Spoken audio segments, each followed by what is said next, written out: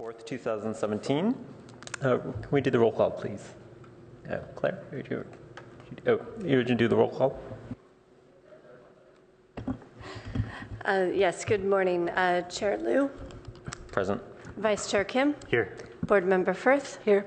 Board Member Guyer? Here. Board Member Balte is absent at the moment.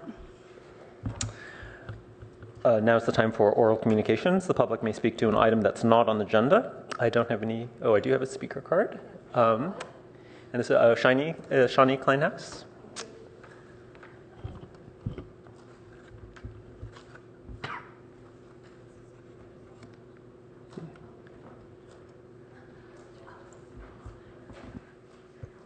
Good morning. Great, and you have 3 minutes. I'm giving you the new American Bird Conservancy Bird Safe Design Guidelines. I know that you have been looking at some buildings and bird safe design. Oh, I should have introduced myself. I'm Shani Kleinhaus, environmental advocate for Santa Clara Valley Audubon Society. I'm also on the executive committee of the local chapter of the Sierra Club, and but I don't speak for them. And I'm a resident of Palo Alto. So the reason I wanted to give you those new guidelines is that there is things we've learned since the San Francisco ordinance that I know that you've been looking at has come out. And even since this document came out, there are already new things that we know. We know now that collisions are not limited to the first 60 feet. They're actually happening even at higher altitudes, and especially very tall buildings, which in Palo Alto we don't have skyscrapers, but those are a big problem. We're learning also that some of the methods that have been used to mitigate bird collision with buildings are not very effective. One of the ones that I see often used in Palo Alto as well is creating slanted walls. Those don't seem to work very well unless what is reflected in the slanted glass surface is very, very urban and there's no vegetation in it.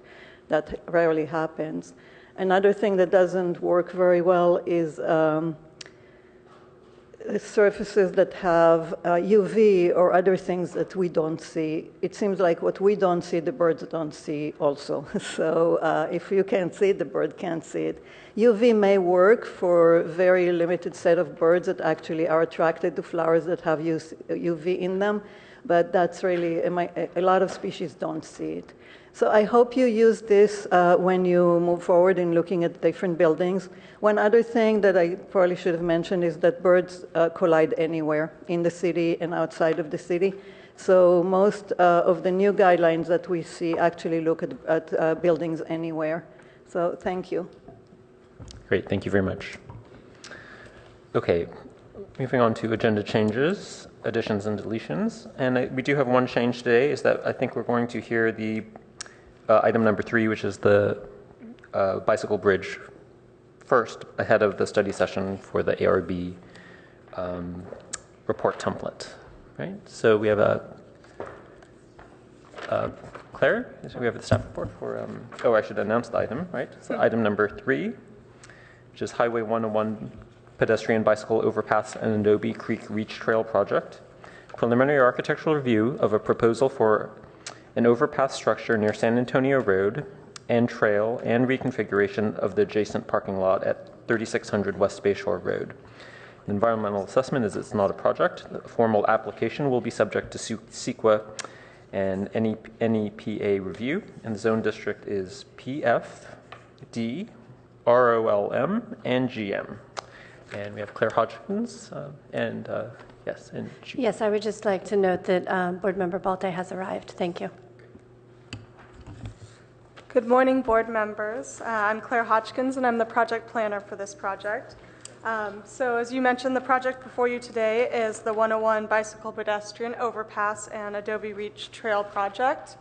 And I just want to reiterate today that today is a preliminary study session only, so no action is recommended. The proposed bridge crosses Highway 101 between East Oregon Expressway and San Antonio Road overcrossings.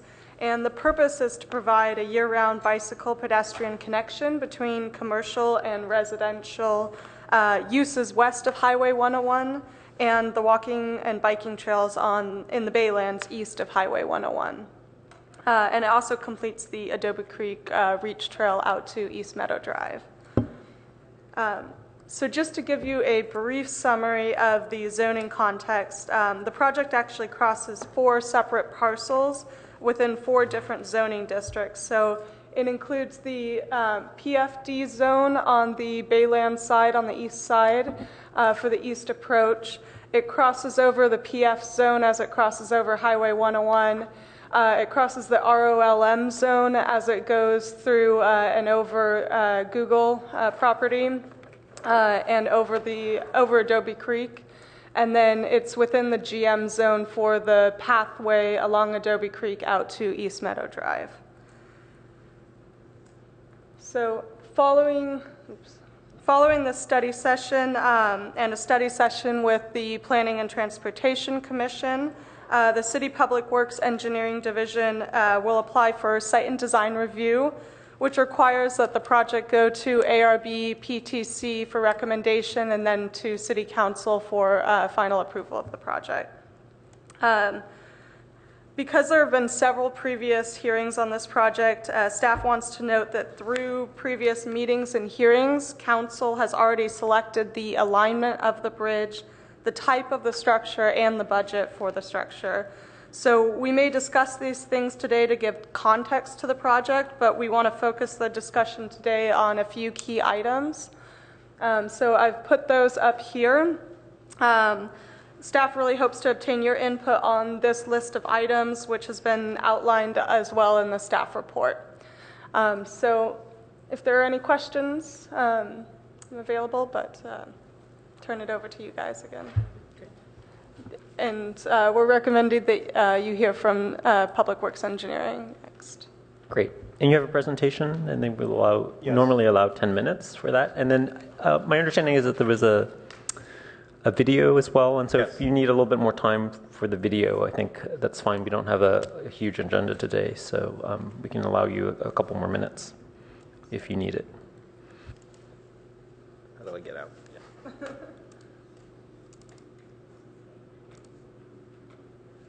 Yeah. So you want to start with the... Yeah, so we'll start with the video. It's already pulled it up. It should be up here.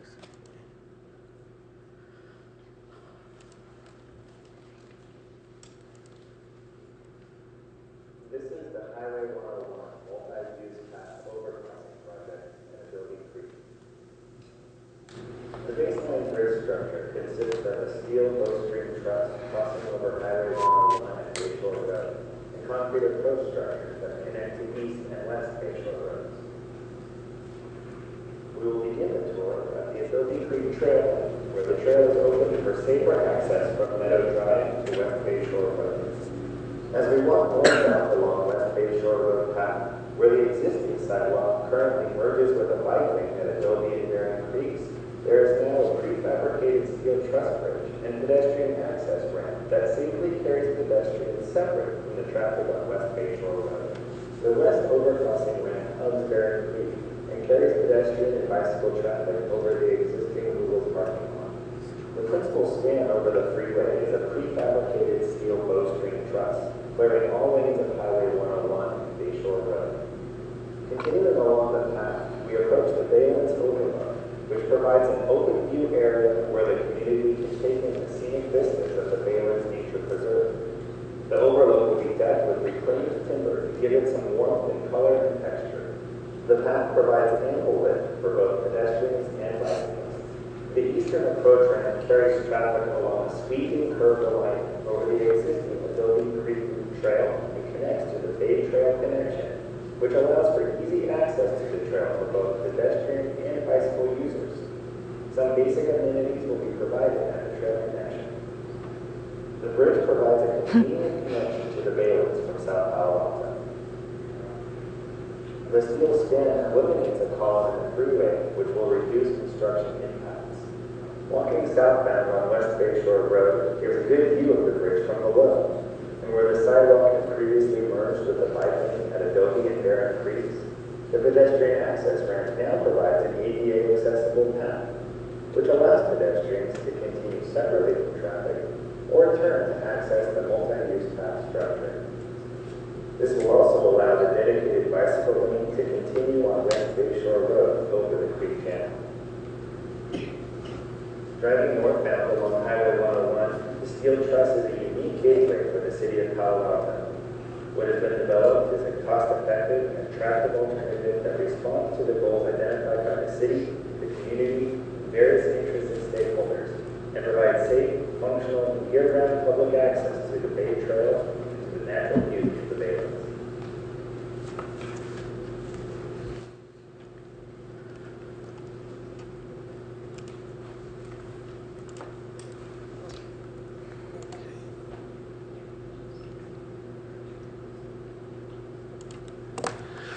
Okay, so my name is Roy Schnabel. I'm with Biggs Cardozo Associates. We're the consultants selected to basically provide this project for the city. I want to start with this image, which is basically the image of the existing creek bridge on the Bay Trail on the East Bay Shore side. And the reason I provided this is to provide some context.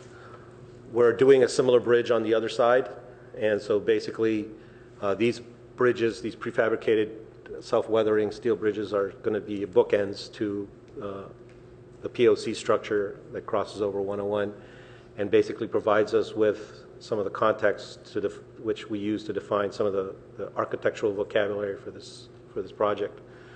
With that, I'd like to turn it over to Claudia, who's our project architect. She can discuss some of those Good morning. vocabulary. My name is Claudia Guadain from FMG Architects, and I'm working with Roy and Biggs Cardozo in providing the architectural elements for the project. So, like Roy mentioned, we took some clues from the surrounding environment to come up with to develop a theme for this project. And we believe that the architectural theme and the approach for this project would be an industrial look. So we're proposing a self-weathering steel that and the railing to be untreated like galvanized steel. However, the base contract includes a chain link, a vinyl coated chain link railing. So within those cost parameters, we're looking for design alternatives that can be that can meet the budget, but they can also give a more enhanced look to the railing treatment. So these are some of the options that we're looking at. One of them is a welded wire mesh, which I think it can be used on the main span of the bridge where the railing needs to be an 8-foot high railing, and the mesh really needs to be close, like a 1 inch square. And in addition to that, we are proposing to use a similar mesh on the rest of the railing outside of the roadways.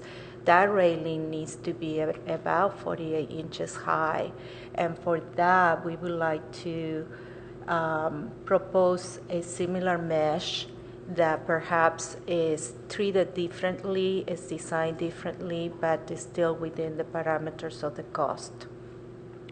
One of the areas that we're looking for an enhanced treatment is, so this slide here shows what our standard detail for the railing, the 48-inch railing would be.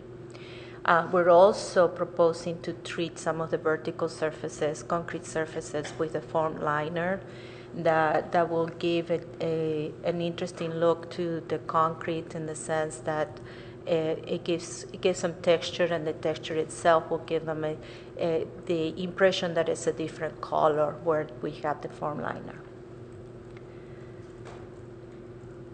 These are some of the enhancements and the different treatments of the railing. One of the options that we're looking at is the cable railing, and perhaps that can be used in the Overlook area. We feel that the Overlook is where people are actually going to be stopping and looking at the bay lands, and so they're going to be able to enjoy more the experience. So in working perhaps with the artists, this is one area where we are looking into enhancing the railing. We're also proposing a different type of flooring, and one of the alternatives is to use some of the recycled wood for the floor, perhaps installed in a different way, so it gives it a different look and a more warm and inviting feeling. That's it. With that, Roy will continue to talk about the additional features. So we have several connections, and where the pedestrians and bicyclists sort of commingle with some of the existing trailheads. And so the first one is the trailhead at the Bay Trail on the Bayland side, and it's adjacent to the East Bayshore Road. And based on we had simply had a T intersection here, and based on some input from the PRC, they wanted us to take a look at providing a little bit more safe connection here. So we envisioned doing this as a traffic circle. Traffic circles are the thing now for traffic calming. So it has the potential to slow down the speeds. It's traffic calming, and it has improved safety. And the city has a bike project in and around this area that is also installing traffic circles and crosswalks and raised sidewalks. So this sort of fits into that same theme with regards to that. And we've talked to Chris over at Transportation for some of the cues for both the traffic circle, and there's a potential for a raised curb as well. The second trailhead is at the Adobe Creek Reach Trail, and at the end of the POC structure. And basically, there's not a lot of opportunities here for changes. It's totally controlled by the requirements of the Santa Clara Valley Water District. They want a very wide, open, flat surface because they stage a lot of their maintenance equipment here when they're doing their maintenance. They don't want anything that they're going to damage and have to replace. So they're very sensitive to just something that's very, very resilient and very, very open. The third trailhead is the one at Meadow Drive, and here's the potential to utilize. There's going to be a crosswalk here, and to potentially do a raised crosswalk to provide additional safety to both the bicyclists and the pedestrians that are utilizing it. We also have several areas for landscaping. The landscaping is predominantly replacement landscaping. So we're going to affect these areas, and this area includes a bioretention area to collect water, to filtrate it, and then treat it before it enters into the storm drain system. This can also be planted over, but basically this area is predominantly non-native grasses or non-native landscaping, and we're going to replace it with native grasses. We're also planning to utilize the area close to the channel, to the creek, to plant some of the replacement planting that we have with some native trees. We can't put it into the Baylands area because the Baylands guidelines want a wide open space, so we figured that we put it there adjacent to the riparian area and get some native plantings there. The other area is basically we're affecting a number of trees in the landscaping areas on the Google lot. we're realigning their entrance and replacing their existing parking slots. So the darkened configuration is there basically a revised parking scheme for them. And then with the affected trees, we're planting additional landscaping trees in and around the triangle and their landscaping buffer. Lighting. Basically, for the lighting, this will consist of a variety of high-efficient LED lighting. It'll be in the warmer colors because that's more sensitive to the wildlife that we'll also be addressing. And that'll consist of both pole, rail-mounted, handrail-mounted, and edge-mounted and marker puck-style fixtures. We're basically, from right to left, we're transferring from a very urban setting, which is fairly well lit, over to a open space area, which is not lit as well as that other side. Our goal is for the illumination levels to focus on the functional path and making sure we have the correct illumination for the path for safety reasons. But we also want to minimize any impacts of light pollution, especially to the baylands, the creeks, and to the traveling public on Highway 101. So we have to be very sensitive to those three distinct areas. We will also have lighting controls, and the lighting controls will allow the lights to dim during low usage, and it'll sense somebody coming and then power up to the higher levels for safety reasons.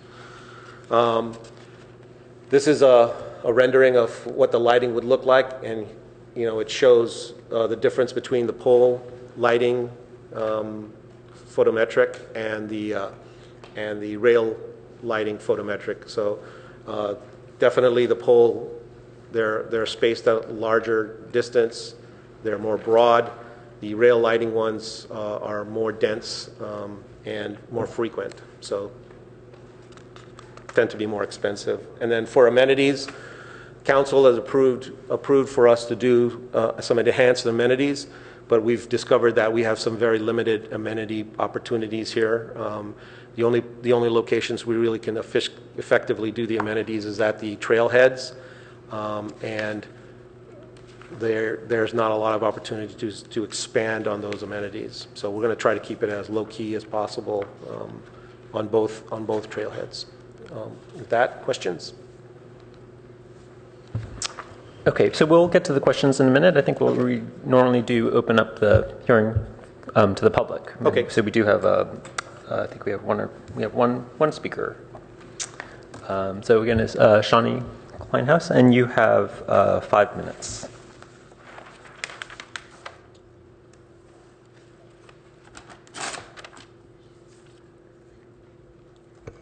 Shani Kleinhaus again, speaking for Santa Clara Valley Audubon Society, and a couple of things as a resident. The easy one, there is still no dog water picture on the fountain, so dogs are thirsty too. Things for the Audubon. I think it would be good to allow structures under the bridge in areas that don't have a lot of traffic of people underneath for swallows. Swallows will probably look for places to nest, and instead of looking at that as a nuisance, we can incorporate that as some kind of art into the bridge in areas where when they poop, it doesn't bother people. So maybe you can look into that. This is on a confluence of two creeks and the Baylands. It's a really important area for nature, and I think that's probably why the previous bridge did not get through. This one is more sensitive, and that's wonderful. But I would really like to see part of this design to look at the creeks and see where can we enhance trees along the creek corridors. While trees are not necessarily wanted in the Baylands, anywhere that you can plant them in the creek corridors, maybe even in those swales, would be good. Water from here doesn't really have to go into a drainage system. It can be a self-contained thing in the Bayland. It's already a wetland part of it. In very wet years, some of that area may get flooded. So use that in that way and make it nature part of this design, because there is an opportunity here.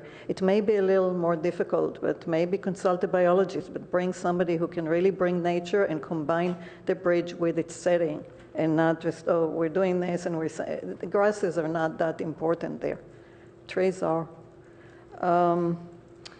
So when you have planting opportunities, look for those and really consider nature as something that we really need there. There is eucalyptus, probably will be removed, should be probably replaced with sycamores and cottonwood, because those are the trees that grew there before. Willows, a willow grove in the swale would be absolutely perfect in that area, so maybe you can consider that. In the bioretention basin, instead of native grasses. LEDs are not good for birds, and even the warmer colors and lower intensity. So got to be really careful with that, or potentially think about doing not LED in those areas. I guess that, and otherwise, I'm glad this is moving forward. Thank you. If there are no other speakers, we will move on to board member questions. And I'll close the public hearing. When? I just had one question. The board received an email from Roy Snyder raising some issues, and I wondered if staff could respond to them. I wasn't exactly following everything he said.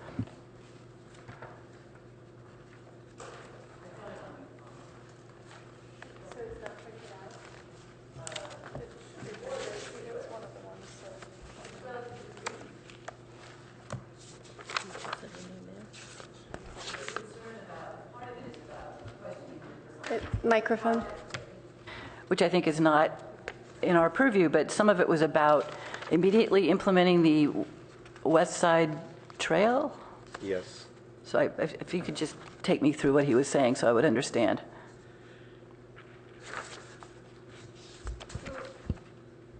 Oh, it was printed out. Where was it? Which one is it? I guess. It's not in here, it doesn't look like.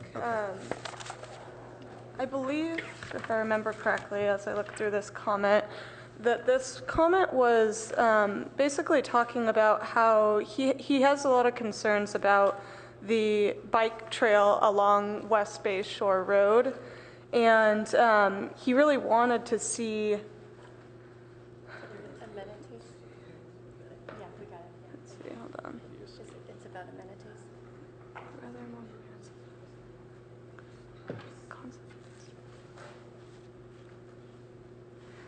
So he doesn't want the overlook. That was one of the things that he mentioned. It was his comments about safety and access, and I was trying to figure out how his concerns related to the proposal. Yeah. Which appeared to me to address his concerns, but I wasn't sure.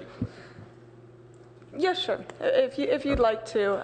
I think that what I will say is that the project actually does the things that he's looking to do, which is to connect, to have a bike trail that is separated from West Bay Shore Road and connects out to East Meadow Drive, so that you're not continuing immediately adjacent to the traffic. So maybe you can say a little bit more than that, but I think that's... Yeah, I think he also had some concerns with regards to the bicycles it's outside the limits of this project, basically connecting to the trail that's behind the Google building, and looking for improvements to access that trail, which are basically outside the scope of this project.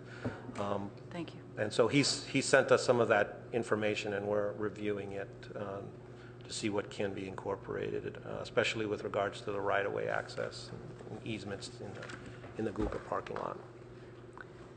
Thank you. Peter. Good morning. Two quick questions, if I could. First, simply, is there more detail on the light pole, the proposed design of that pole? All I see in the renderings is just seems like a pole with something on top.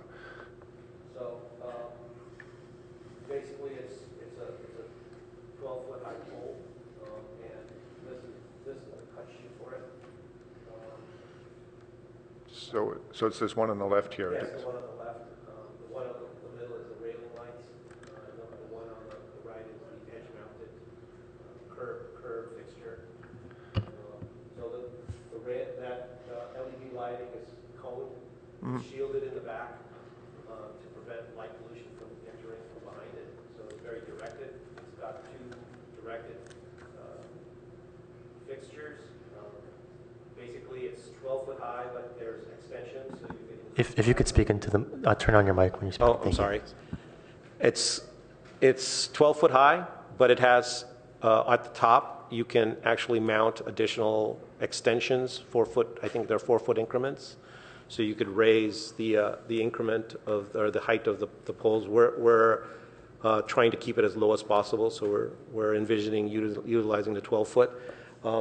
The light fixture on the top can also be extended utilizing multiple, so you can actually add more of those cones at the top, which contains the light fixture, if you need a deeper, more bright light, but we're only envisioning one. Our goal is to sort of focus the light onto the pathways and prevent some of any pollution outside of the fixture. Okay, thank you. Second question, and I know this is not something we're looking to change, but just for the record, as I go up and down 101, it seems every bridge is a precast concrete structure. When I talk to my son, who's an engineer, he says, "Dad, why aren't they doing it out of concrete? It'd be cheaper." So can you just address that for the record? Why did you choose the steel trusses? So there's several reasons. So the first reason is one of the things we were trying to avoid was a column at the center of the freeway. The freeway had just gone through an HOV lane expansion. That is going to be also revised to an express lane in the future by the VTA. And so there is potentially some construction that's going to occur in the median. Placing in a column in the median would have basically taken away those HOV lanes for the period of the construction of the bent in the middle. So one of the ways to mitigate that is to span across it. So once you get into longer span structures, you tend to go to different types of structures. Obviously, you could still do a concrete structure. The problem with the concrete structure is that the depth exists below the deck, and that increases the profile. So basically, you're having to travel to a higher distance. We have some very challenging profile issues with regards to this project. One of the main ones is to get underneath the high voltage PG&E lines and provide enough clearance. Right now, we're providing the exact clearance requirement there while meeting the ADA requirements. And then for longer span structures, such as this one where we're looking at 160-foot span, steel actually becomes cheaper and more cost-effective than concrete. So it had multiple reasons, and as a result, we picked the most cost-effective, most engineering-wise solution here. So. Thank you. I have a question for you. The staff report mentions signage as something that the board should comment on, and I don't recall seeing anything. I was wondering if you could explain the thinking on signage at the moment. Yeah, we haven't gotten to the point where we're addressing signage. We've started to get input from the different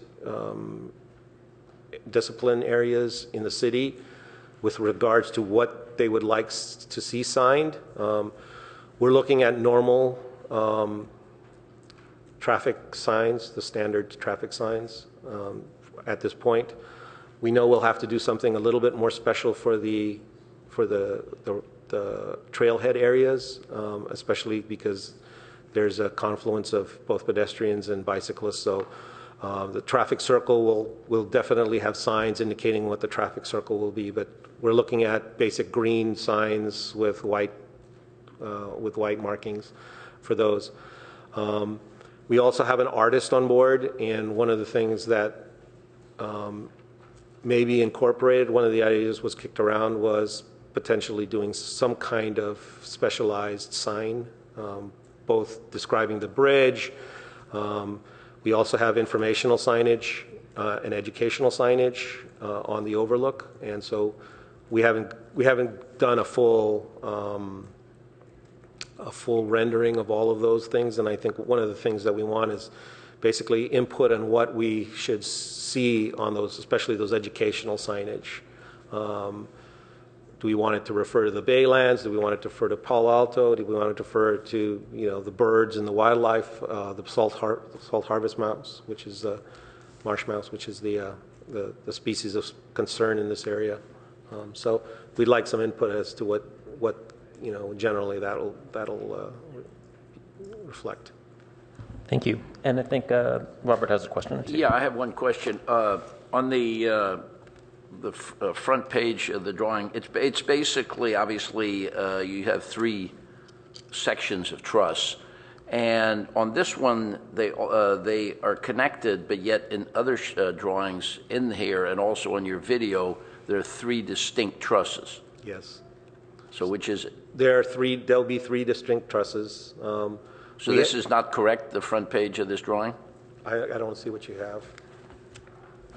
That is correct. That's when we... Well, that's what I'm talking about, is that there's a link right here that shows on this, but doesn't show on a couple of others and doesn't show on your video, so I wanted to... Yeah, that's a non-structural link, and that was one of the first renderings we did, and so obviously it makes sense to, if we could, to do it continuous, because the less joints you have, the better it is for the bicyclists and pedestrians. No, I mean, I understand it's non-structural, but I mean, it will be there. That's the intent? Yeah, it should have a flow where it looks like an integrated structure from an architectural standpoint. Okay, that's all I needed. Thank you. Yeah. I have a quick question. It mentions vinyl-clad fencing, and could you just clarify where the vinyl-clad fencing occurs? So the vinyl-clad fencing is something that, when we were first looking at this project, was to develop cost-effective solutions. And chain link fencing is probably the most cost-effective solution out there. And so we thought the original vision was to paint the bridge and to have the vinyl-clad fencing echo the painting of that. We've sort of, since that time, we've sort of rethought the industrial look, and we thought that the self-weathering steel would probably be a better, cheaper, maintenance-friendly solution. And now we're looking at more of a galvanized finish. And what Claudia has done is looked at cost-similar fencing materials that can still meet the cost factor that the council wanted us to achieve, but also was more integrated with the design vocabulary that we were sort of utilizing in other parts of the structure. And then we're also looking at potentially utilizing maybe 2 or 3 different types of fencing details. We definitely want to look at the Overlook as something different, you know, especially with the integration of some art in those areas. Okay. Any other questions, Q? No. Okay, so let's move on to board member comments. And again, this is just preliminary. It's coming back to us later once it's an official project. Anybody want to start? Wynn?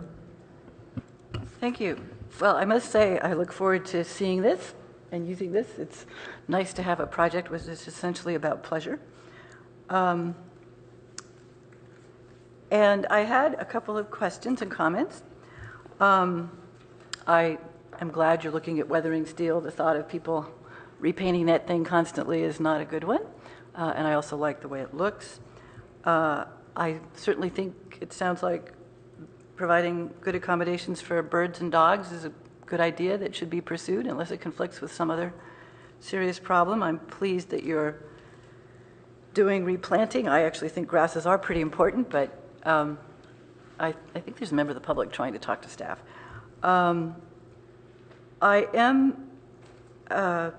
I never knew that the underpass commemorated Mr. Lefkowitz, but if this is a commemorative underpass and it's going to be replaced, I hope that when we do the replacing, we don't obliterate the commemoration.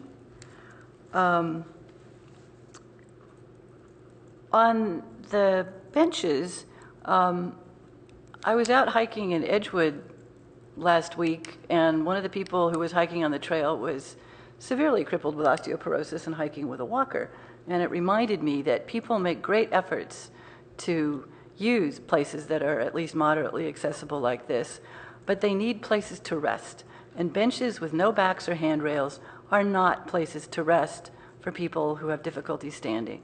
So although flat benches look great, they do a disservice to some of the people who should be able to use this place and who will enjoy using it. So I hope you can find something that will both accommodate that group of people, which actually includes most of us at some time or another.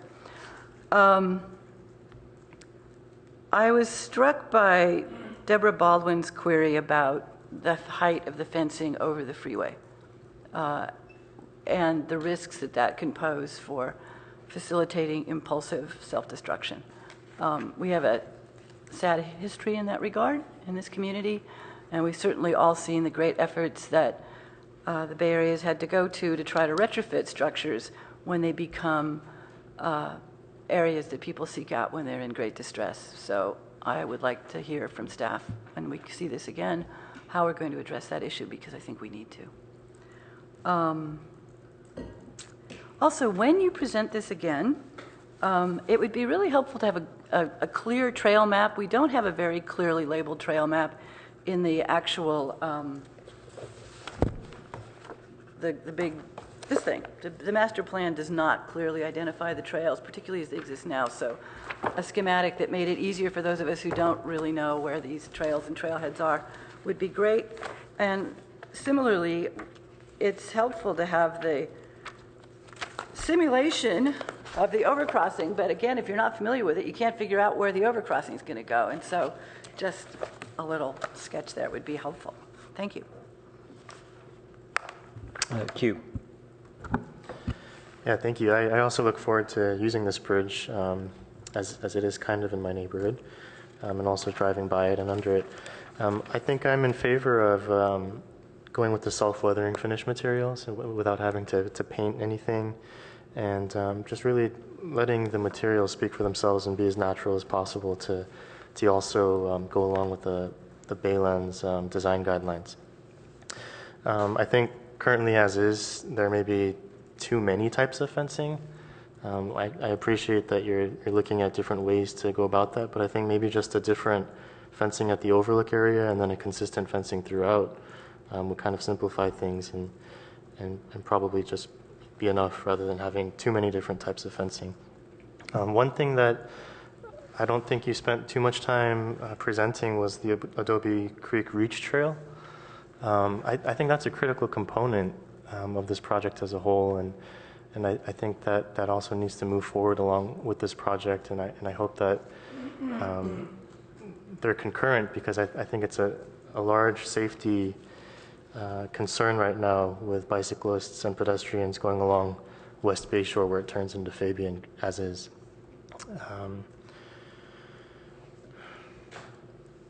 I like the light fixtures that have been chosen. Originally I had some concerns about the pole fixtures, but it does look like from the cut sheet that you briefly presented and the way that you've explained it that some of the light pollution concerns that I had probably take care of themselves.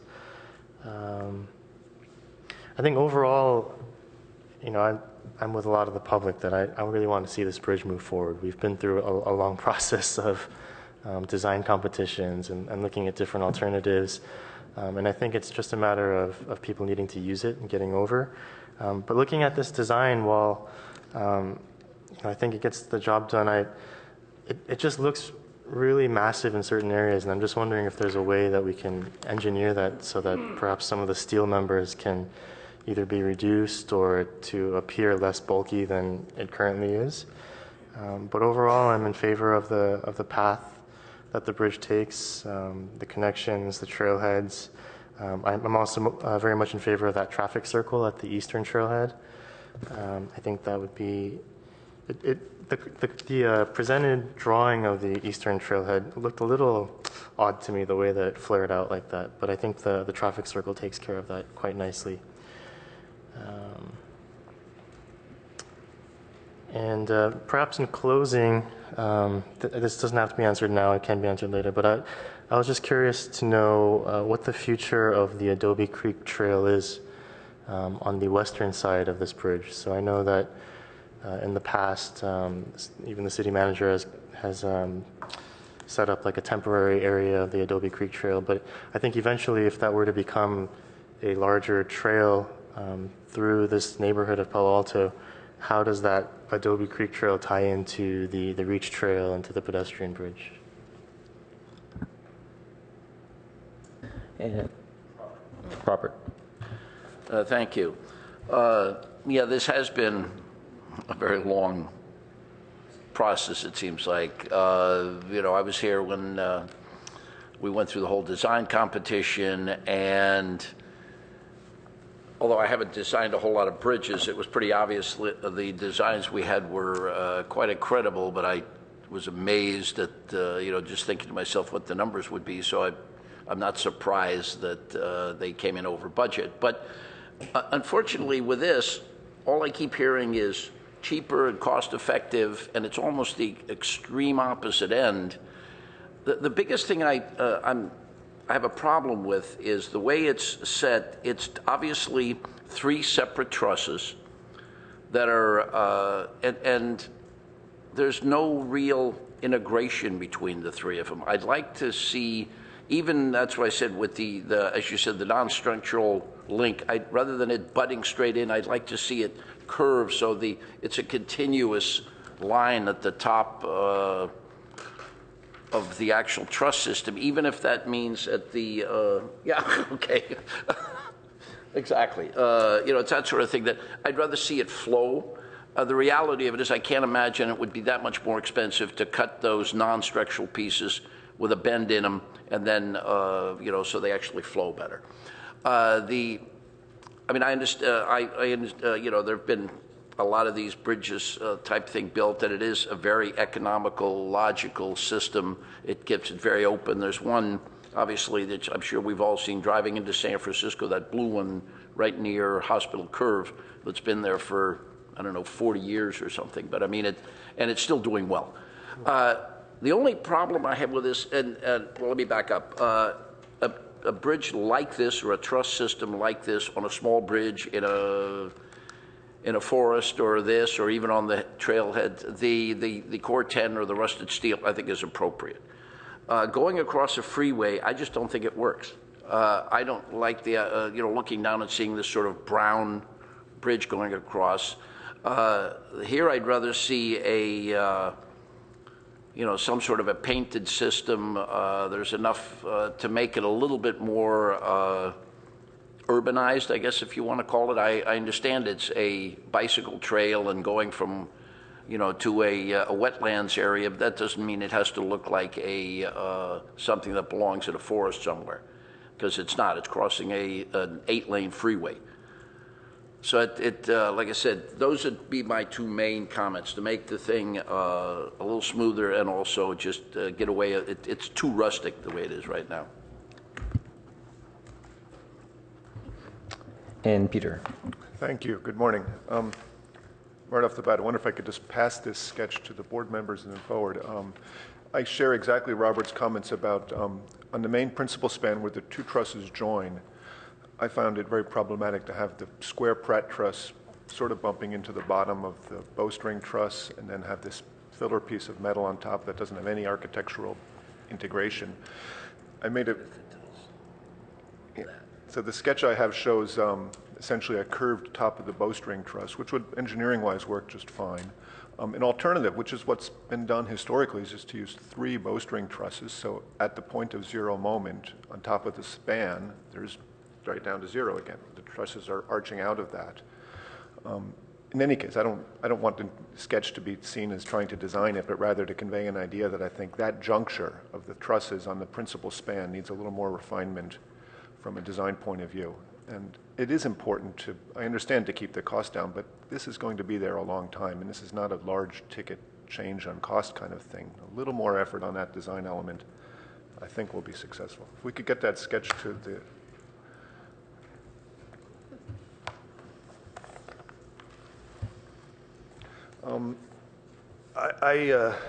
I like the idea of the self-weathering steel, although I am cognizant of Robert's comments about this being a bridge over a very urban area. I think it'd be nice to know which is going to be more cost-effective over time. If it needs to be painted every 10 years, that's something the city doesn't always do, and then having a structure that's rusting de facto. It'll be rusty anyway, and it'll match what you've got now. So. Well, then I'd rather have it be naturally self-rusting. So, and I think there is some merit to saying this is a pedestrian bridge, a link to the baylands, and so the more earthy naturalness of the self-weathering steel is appropriate. So I think in the end I would support the self-weathering steel approach. I think that the traffic circle intersection at the East Bayshore Trail is a very nice enhancement, and that should be kept, and it really has a very nice appeal to it, how the bike riders and pedestrians might interact at that juncture. On the Overlook, I find that the wood surfacing is a very nice detail that just sets off enough that this is a separate spot where you don't bike ride through it, and it just looks really nice in your renderings, and I encourage you to keep that idea. Perhaps on the railing, you could just put a wood cap on the railing and keep the rest of the railing. I share Board Member Q's concern that you have so many types of railing. A simpler refinement, less is more, might carry the day again. Just consider putting a wood cap or some other more warmer detail on it. On the railing as well, I've had bad luck with stretched cable railing being durable over time. There's something about those connections loosen, just a slight shift in the bridge's structure, shifting over thermal changes or something. The cables sag, they're not safe, they look sloppy, and they're really hard to fix. I've had great luck trying to go a step above chain link by using welded wire fabric meshes. Any welding company can put them into any shape of a grid. You paint them and they last forever. They're just look really nice when you detail them out, and they are cost effective. Whereas a chain link fence, it's really hard to put lipstick on it and pull it off. And I'd urge you guys to, again, if you have to stretch your budget or get rid of some of the amenities, make a railing that is simple, consistent, and durable. I think the welded wire mesh or fabric is a good choice, a good way to do that. One thought I had was to try to get you to integrate that mesh with the bowstring and other trusses across the span. In other words, make it go maybe the full height of the truss rather than introducing that line at the top of the fence. It's an 8-foot railing line, which is an arbitrary height. Rather, you could just let it fill in all the panels of the truss completely. It would look a lot nicer, and I bet it's not more expensive, really. Again, it's just something to think about, integrating the smaller detail into it.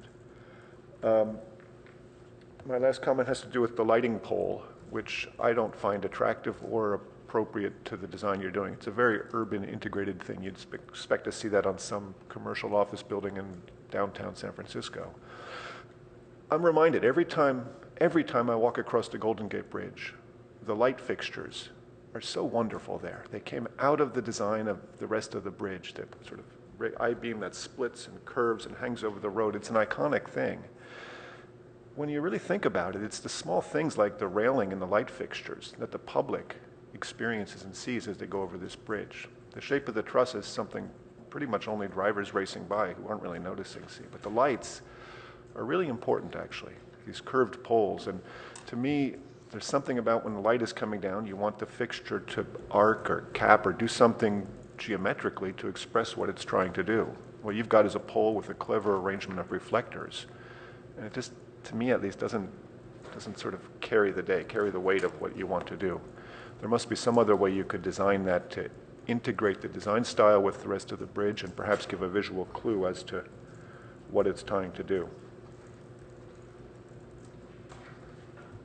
I support what we're doing, and I want to see this go forward as fast as possible. If there's any additional help the ARB can do to make it go faster, I certainly support that.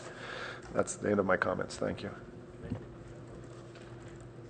I just wanted to comment that I agree completely. I think the fencing should work better with the truss itself, so you don't have like the section you've got basically three You've got the truss, you've got the fencing, you've got the handrail. I think it's just too much, or it doesn't need to be.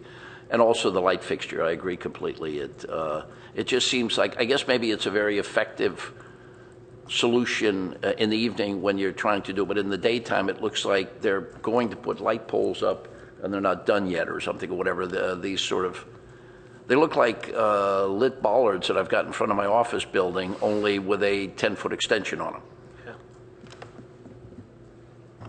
Okay, thank you. And we do have one last speaker, which is Penny Elson. And you have 5 minutes. Thank you.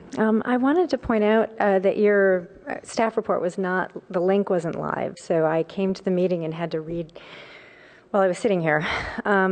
So I'm a user of the Lefkowitz Tunnel right now. In fact, my whole family does. We are a family of hikers and bird watchers and bicyclists. My husband regularly uses the Lefkowitz Tunnel when it's open to bicycle to his job in Sunnyvale from South Palo Alto. And my daughter and my husband and I do a lot of bird watching out on the Baylands in the wee hours, so we understand the need for light out there for walkers. So I heard your comments earlier about how long this has taken. In fact, my history with this project goes back about 10 years. We had to advocate for the grant funding that was lost because this took so much time. Many people worked on this for a long time before we ever got to the phase you were talking about earlier. So I have to say that speed is important here. Because my husband bikes to work in Sunnyvale, when that tunnel is closed, he is forced to surface streets. And I have many other bicycling friends who have the same problem. They are forced to streets like Middlefield in Mountain View and Sunnyvale to get to jobs that are south of here. And in the winter, when visibility is poor and the streets are wet, cars become a real risk factor for bicyclists. They need to get off those streets. This connector will get them to bay trails that provide regional connections. This is part of a regional bicycle plan. It's not just about getting the walkers out there. It's about getting commuters safely to work in the south. Let's see. I don't want to take my full 5 minutes. I just want to say, expedite this. I mean, move this thing forward. We've been waiting a very long time, 10 years. I've been working on this personally. So I get that it's been a few years from your perspective, but for those of us who've been trying to make this thing move forward for a long time, we've had some losses.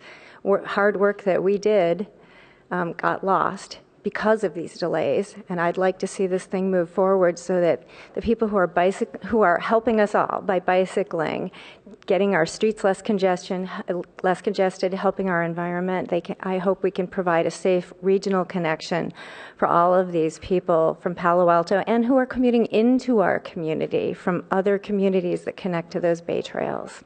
Thank you very much for the work that you do. We appreciate it. I heard many thoughtful comments today, but I hope we can move this forward. Let's work with staff to expedite it. Thank you. Thank you. And Wynn? Thank you. I just wanted to say to staff, when I raised Deborah Baldwin's comment about safety for suicides, I wasn't making the case, trying to make the case that you haven't already addressed that. I'd just like you to discuss that, how you've addressed that, and why you think it's adequate when we go forward.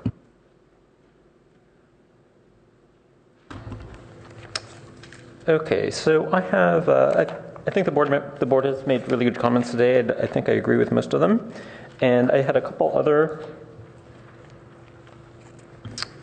comments. One is regarding the traffic circle. And so one is there a way to connect that path to East Bayshore? Because there are different types of bicyclists, right? So there are bicyclists who will not ride on the bike path, right? Because the users are too slow. So they want to be out in traffic and they're comfortable with that. So is there a way of connecting it there, or are we limited to the existing connection, which is, what do you call it? South of the bridge, of the existing bike trail bridge.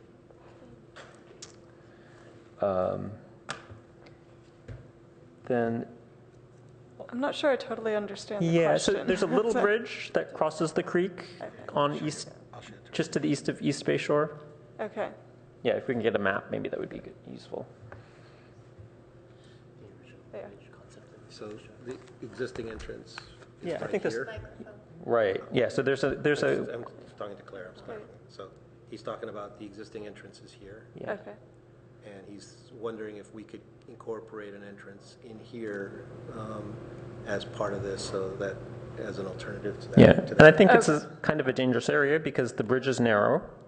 The roadway bridge is a little narrow, right? So the bicycles have to sort of go into the traffic. And so it's not an ideal situation in my mind, but I'm thinking that there are people who would want that. So I would say, like, if it could be evaluated. Yeah, and we could take a look at it. One of the things is that the bike lane sort of disappears. No, that's what I understand. Right yeah, there. I totally understand. So it actually makes sense to do it on the side that it actually occurs in because of the drop in the bicycle lane. I agree. I totally agree.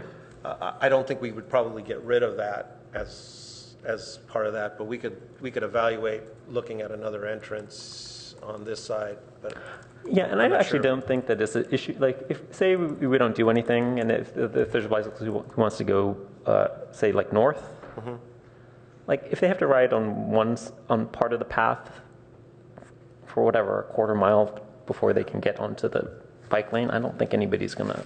I don't think that's a huge. I think one of issue. the benefits of the tight area is the existing bridge is not very wide. There's already a bollard in the middle of it. It's going to be natural traffic calming. It slows the bicyclists down where pedestrians are meeting. So it has some benefits in doing that because of its tight nature. I agree. But I agree that it's not ideal because it's so tight. Okay, so good. Two is also, I think you do need signage. Most of the bridges on the Bay Trail and a lot of the creek trails that have been built don't have any signs. And when I'm off in a different, bicycling through a different town, it's really hard to figure out where you are. There aren't any, there are very few waymarking signs. So I think what you were explaining about before, about like some sort of like a street, similar to a street sign, I think is appropriate. And then I also did look at the Baylands design guidelines to see if the city had wanted any sort of gateway marker at that point in town. Like the guidelines sort of suggest that all the gateway signs are sort of over near Embarcadero Road and not on this side. I wasn't crazy about the location in our drawing sets for all of the trash and stuff on the East Bay Shore side, but I think you were showing a different location on your roundabout on the traffic circle diagram, and I think that looked better. That was to address maintenance concern about access to the trash receptacles. So we put it on the other side so it's more easily accessible from the road.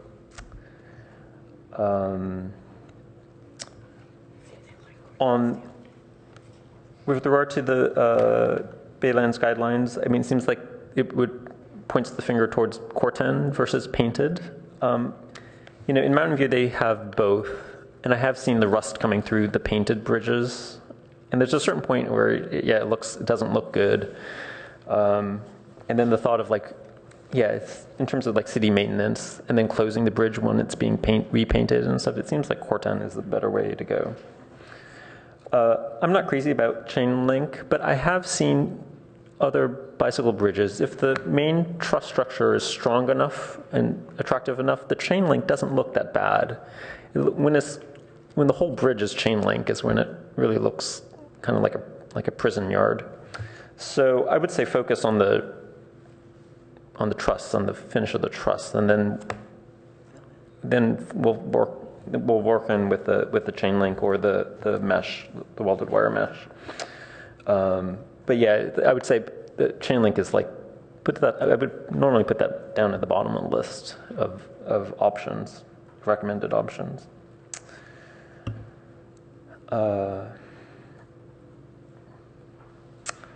And then we also I did want to address some members of the public who've written emails. They were looking for more, it seems like, enhanced landscape in the area, and it seems like you talked a little bit about that, but maybe in the next hearing we could go into that in more detail. What is the exact project boundaries? Where's the and that and the constraints for existing trees? What's wetlands? What's riparian, and all of that? What's under the water district's jurisdiction and all of that. So I think that that's all that I have here today. And then we have some more comments. Q? Yeah, I just wanted to comment that I'm just wondering if there's any way that we can bring the arch of the center bowstring truss portion down. It's 16 feet, and when I look at the section, sometimes it looks like it's okay, but at others, it just looks so tall. I don't know if there's a way to perhaps bring that arch down, or is that really the... Like depth to span, that's a structural issue. Yeah. Yeah, that's controlled by depth to span ratios. And that's the best we can do, huh? We could probably go a little tighter, but then it becomes a little bit more flexible and bouncier, and so you're now affecting the user with the. I mean, we can go down to the limits of the live load deflections in the middle, but that increases the frequency of the period of the bridge, and okay. I mean, that's what I figured, but I also thought that maybe members of the public might question that. And then finally, my last comment is regarding some of these form liners that you were showing for the concrete work.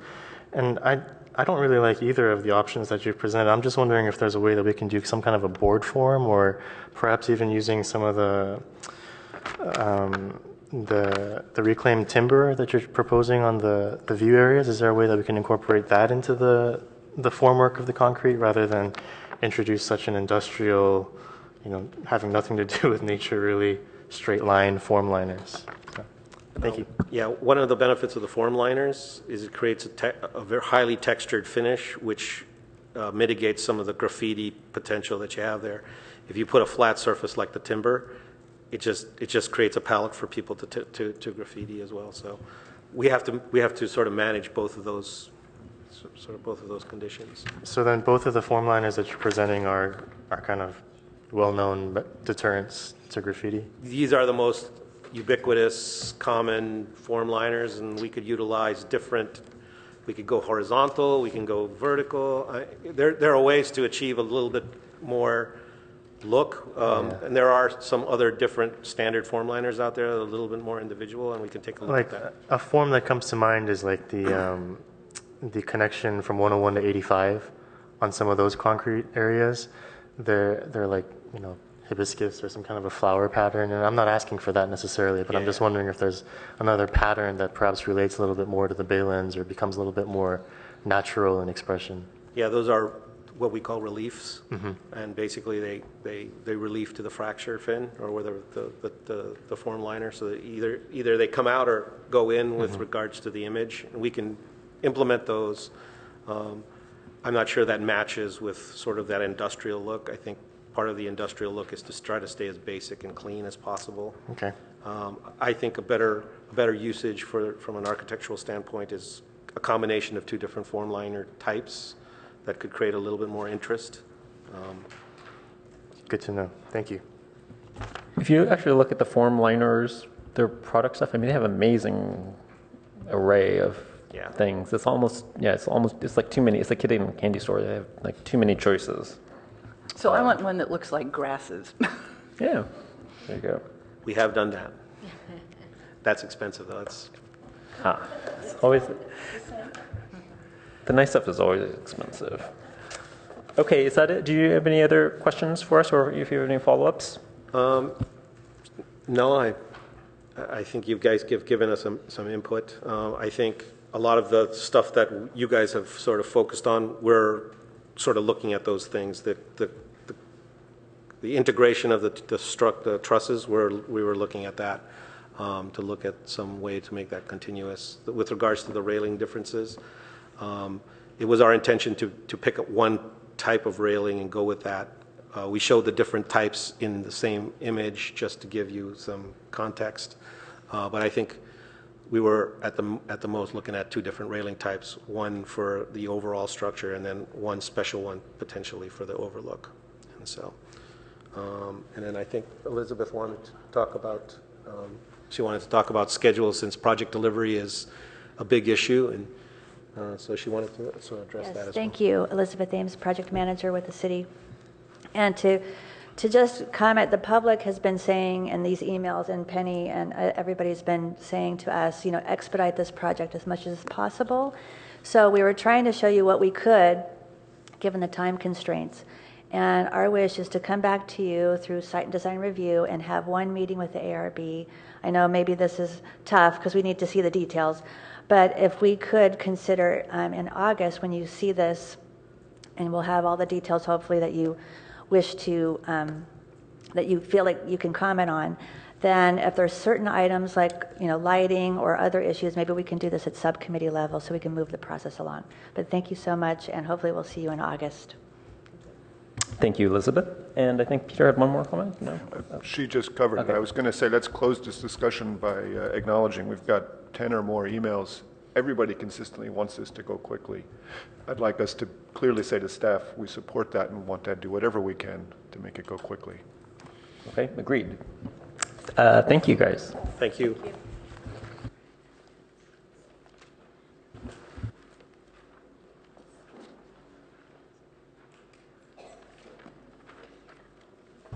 Okay, we're going to take a 2-minute break, and then we're going to item number 2.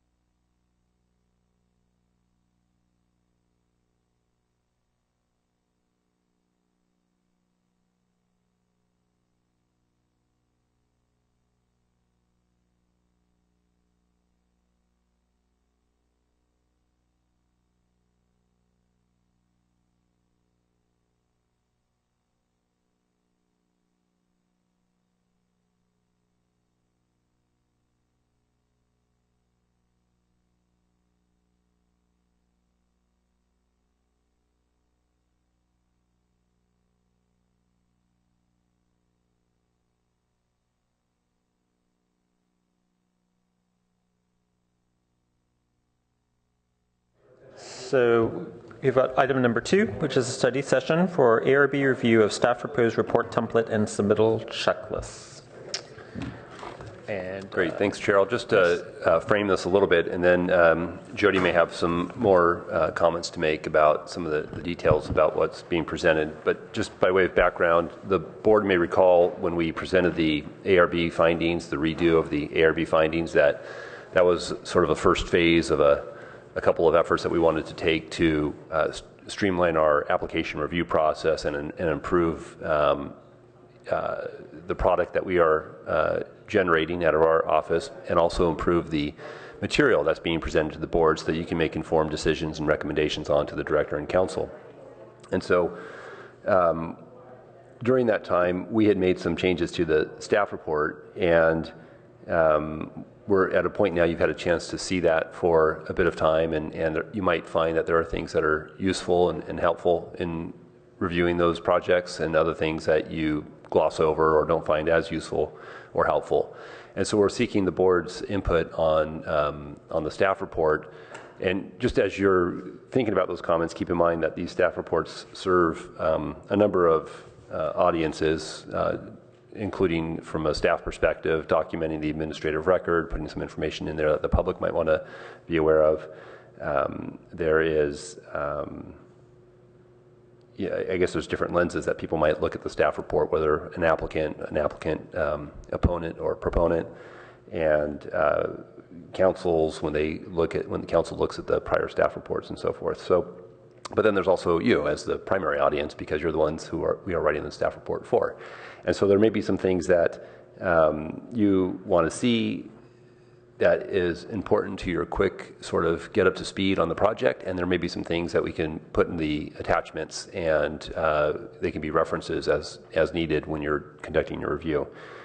Staff does put a fair amount of time and energy into writing the staff reports and reviewing the staff reports, and there's a whole process of packet preparation. So if we're going to put this energy into it, we just want to make sure that we're getting it right and is the most useful document that it can be for you and for the public.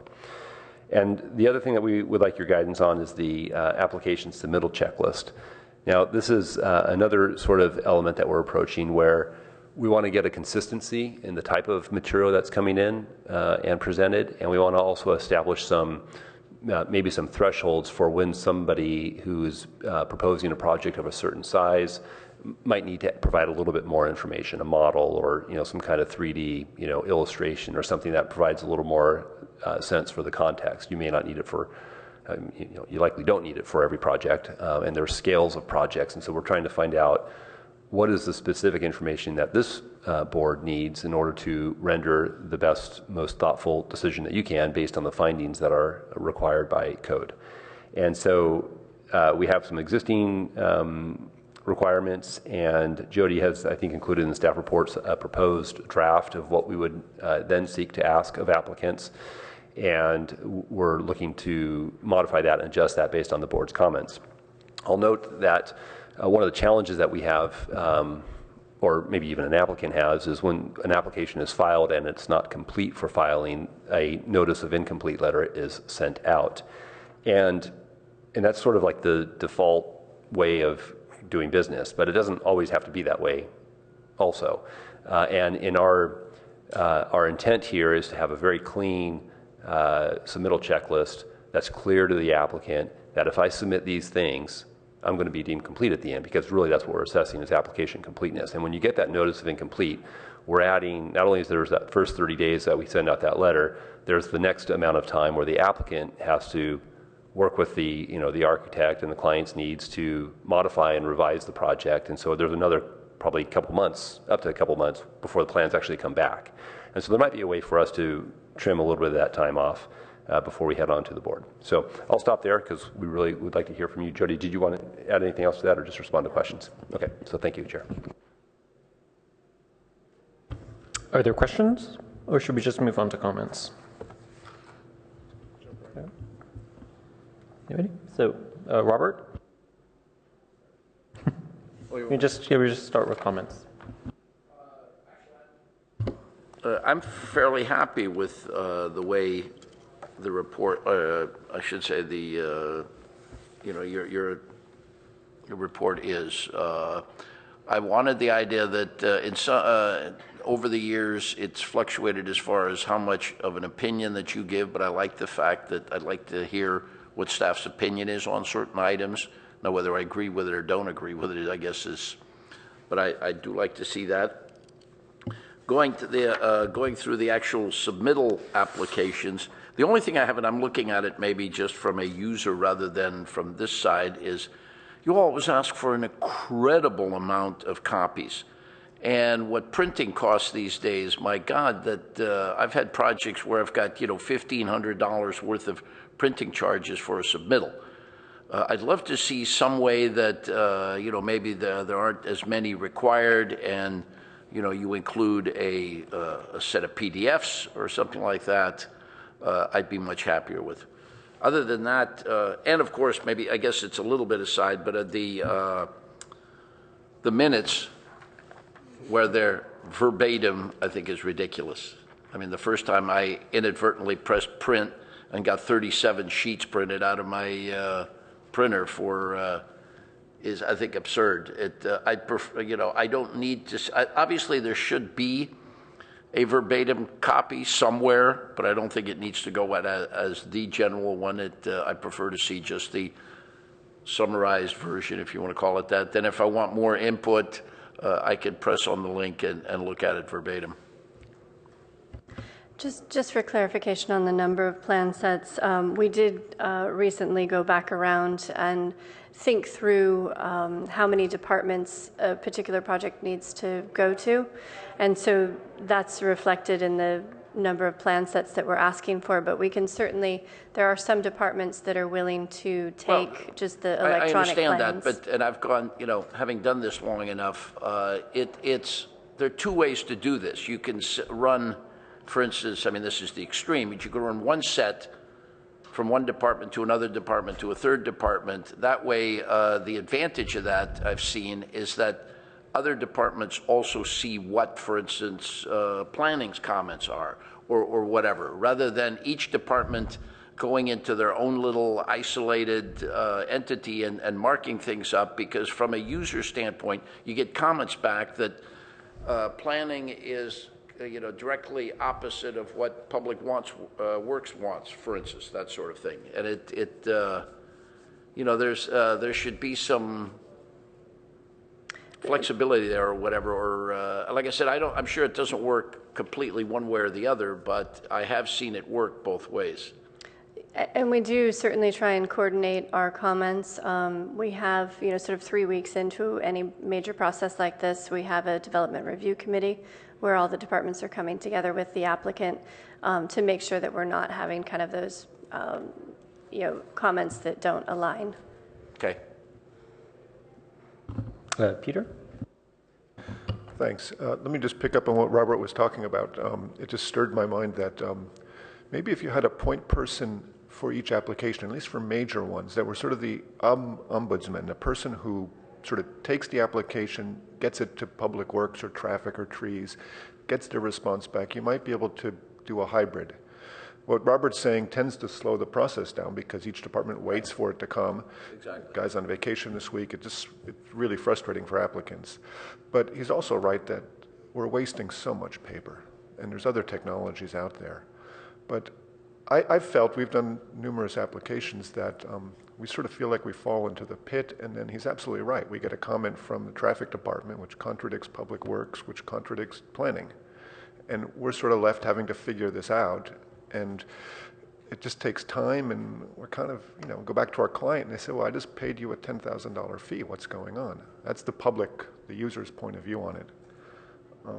And maybe if you were to just, on a big project, put a point person that everybody went to, each department, and they shepherded it through, because what Jonathan's saying is true. We want to make the application complete at the beginning and get proper feedback, even if it's not what they want to hear. Give it to them clearly up front.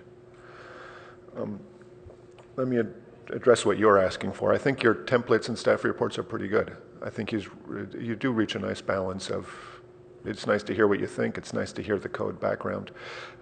If anything, I would just say try to write less.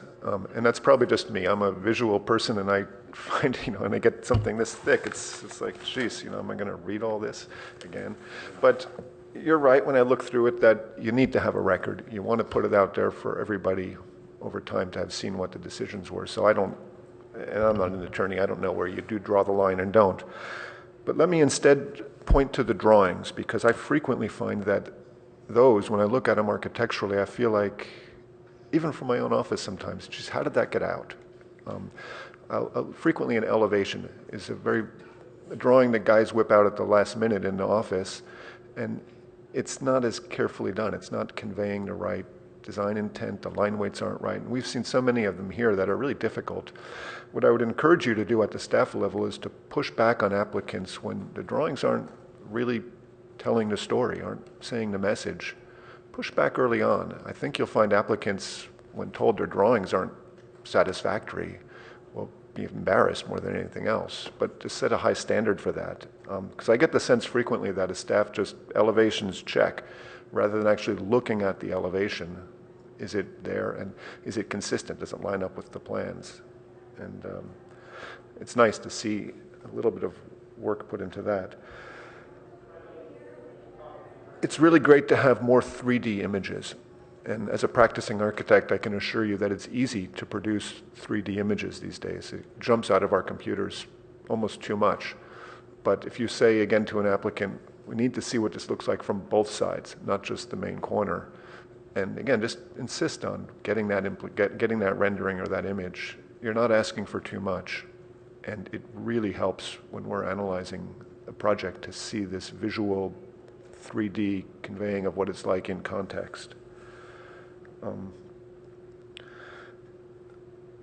Overall, though, I think your reports and stuff are pretty good compared to other jurisdictions we work in. You guys do a pretty good job. If I could, what really doesn't work, and it's not just Palo Alto, is this increasing requirement for public works, grading and drainage information very early in the project. Just in the past year and a half, we've done 3 now through Palo Alto, and it's ridiculous. Each time we're doing really detailed engineering work to satisfy a public works department, which is totally out of touch, and it's not necessary, it's not helpful. And our clients, it really has a counterproductive effect, because the client grudgingly pays for the engineer and then digs their heels in when you have to make changes, because first thing I say is, okay, we got to do the resubmittal, we got to get the engineer back. And the engineer says it's another $4,000 to redo grading arrows on a driveway plan that can be worked out at a building permit stage. If I really could ask you strongly, just cut out all of that grading and drainage as a de facto requirement, and instead only require it on projects that really will be sensitive for that. And that's very few. Good engineers can work out almost anything. Very rarely does it affect our architectural judgment of the project. But it really slows down the process. You don't even have that in your checklist because it's such a separate department from you guys in planning. But I tell you again, as an applicant, it's really frustrating to get an incomplete letter because we didn't show a traffic study. There's nothing on the checklist about traffic studies. Nobody picked it up because planners don't connect on it either. Why does it matter? If you're talking about whether the building should be there, it doesn't. Same thing with, we're doing a project now, 3 small houses on Alma Street. And we've gone through so much trouble on grading and drainage, setting the heights of these pads to the nearest 100th of a foot. It doesn't affect the architectural issues, but it sure affects the client's budget, and it sure slows down the process. So over and over again, especially with public works, and not just this agency, everyone we work in now, we've gone overboard for whatever reason, and really that's a building permit level review. It's not appropriate or necessary for planning level, for architectural level. If I may, just on that, I couldn't agree more, actually, and that's a conversation that we've been having internally.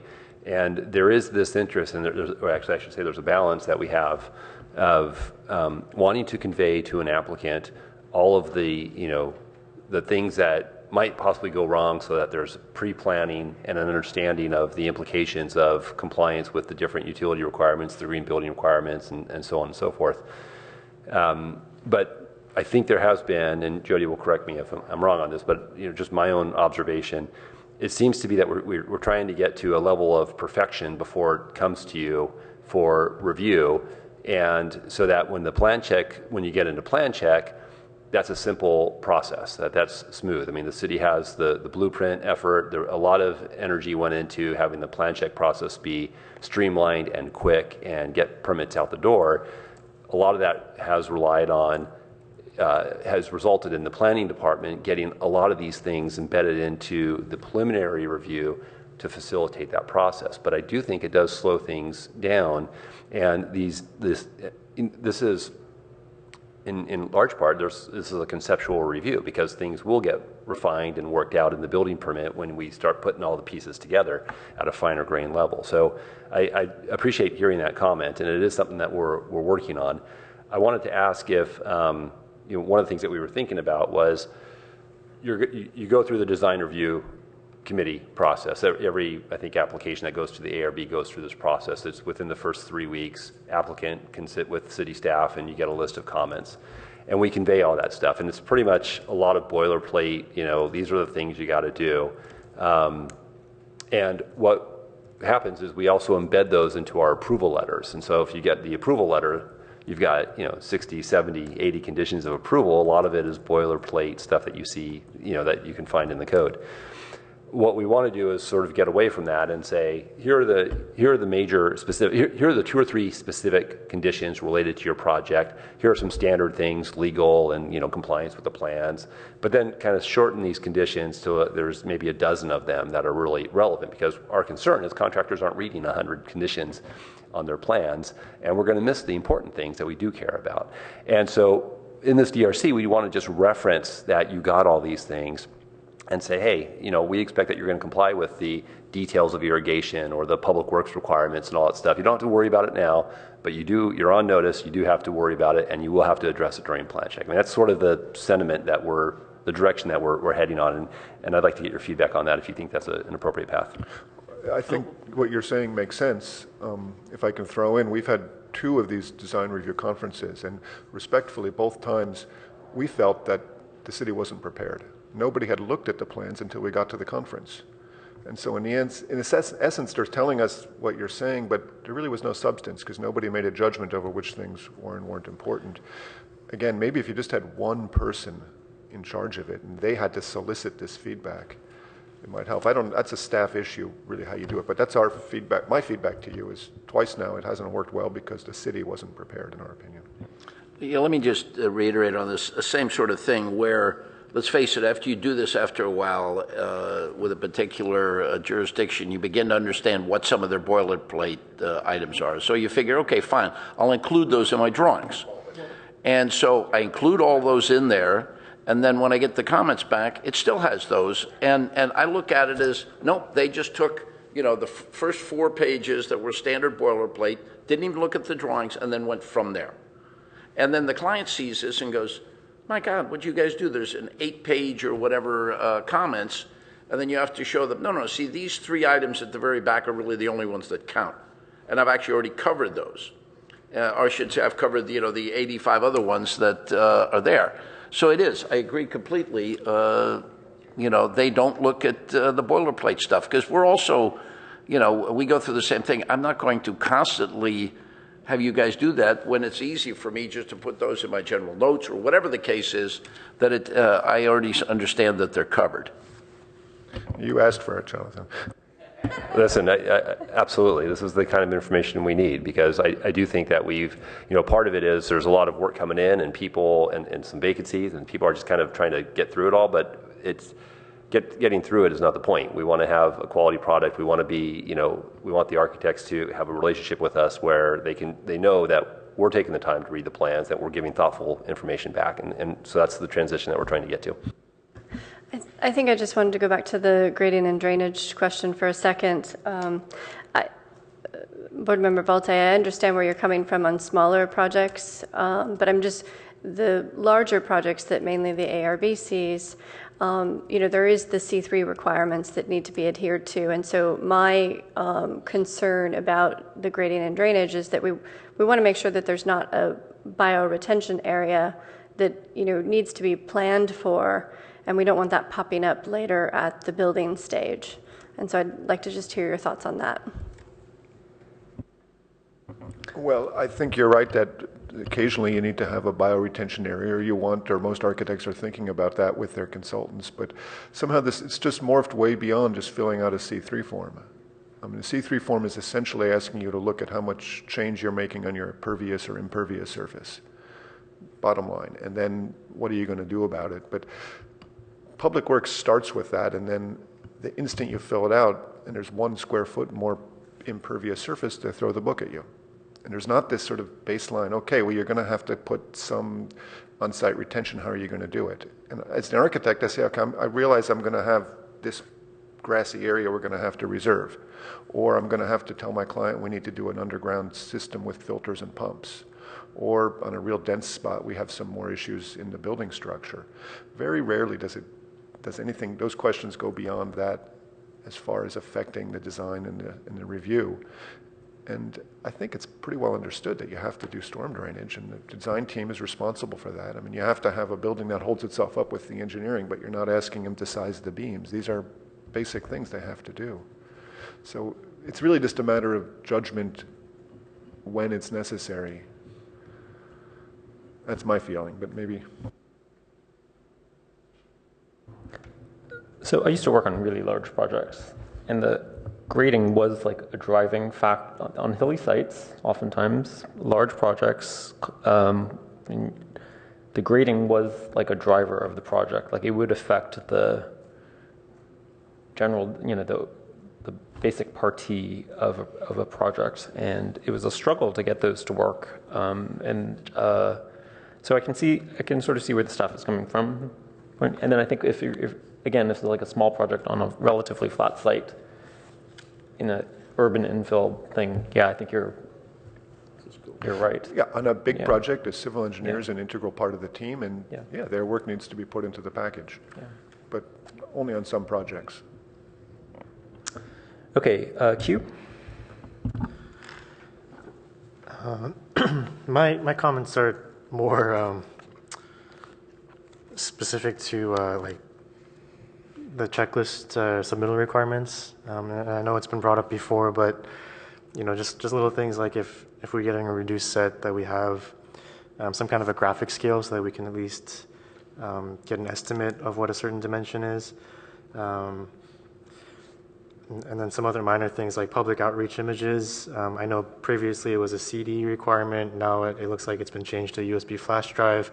Could that be, just a cloud link, whether it's Dropbox or Google Drive? And then also, just some basic cleanup on the checklists. I think if we refer to, 24x36, 11x17 instead of, writing inch all the time. I agree that the more 3D images and views is a good thing. That really helps us on the board, and as well as members of the public that aren't used to seeing just straight sections, elevations, floor plans, to really get a sense of what the volume of a building perhaps looks like. So I'd be in favor of asking for more of that information, and I agree with Board Member Balte that it's not that difficult to produce.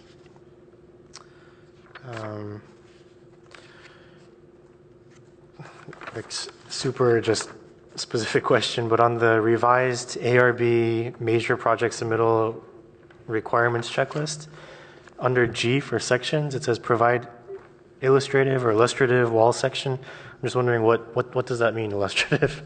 I mean, we're asking for it to be a minimum of a certain specific scale. So when I read that without seeing the portion at the end about scale, I would think, oh, maybe it's a section perspective, or just an illustration of what this section might look like. But I think if it's at a certain scale, then maybe that word becomes ambiguous, or we can strike it out. I think we're looking for a sample wall section, an example, just to understand the depth of the windows and things like that. Okay, so maybe just provide example wall section instead of illustrative. Board Member Firth thinks illustrative is a good word.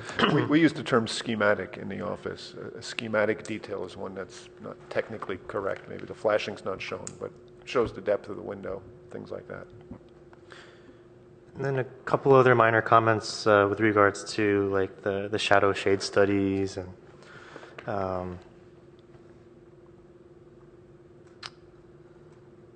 And something else that I think was tossed around out there is perhaps having a sample for some of these applicants.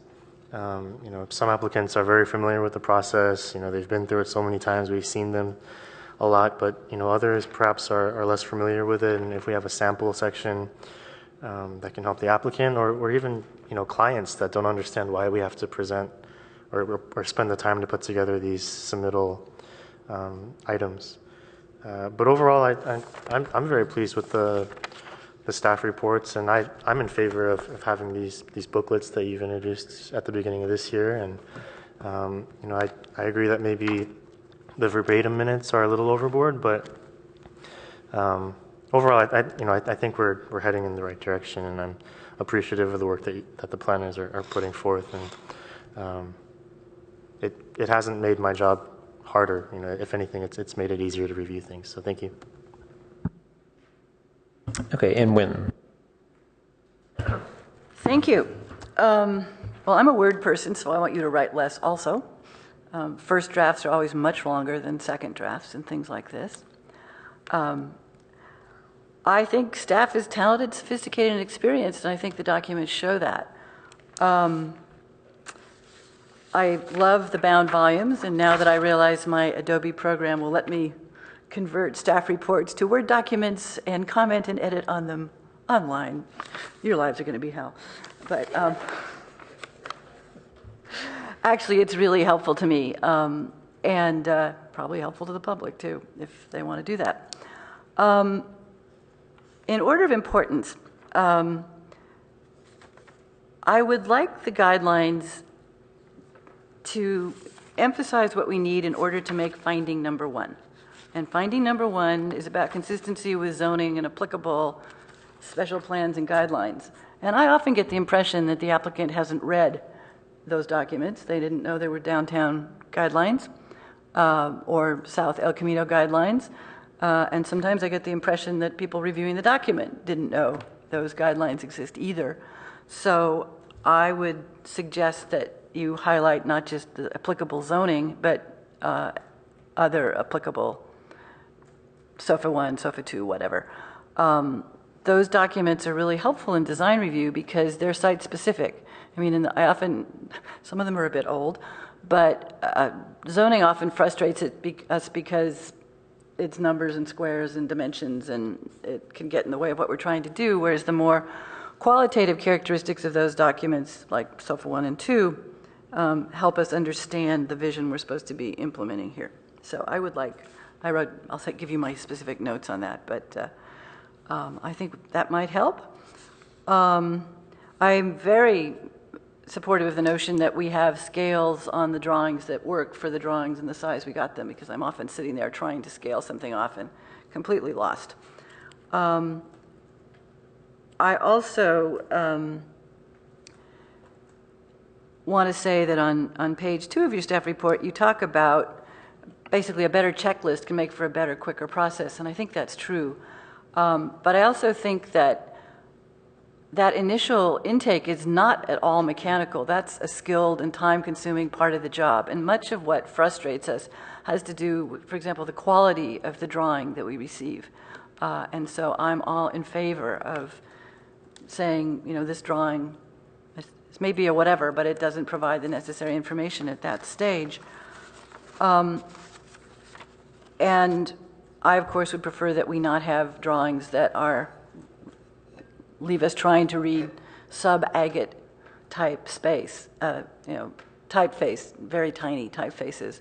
It particularly seems to be a problem with landscape work. For me, when a project unlike this bridge is in the street grid, it's very helpful if the elevations give me my street frontage, because this town is not oriented to the cardinal points. And so east, south, northwest isn't necessarily accurate or revealing when you could say Addison. So that would help me misread plans less, and I think it would be helpful for the general public too.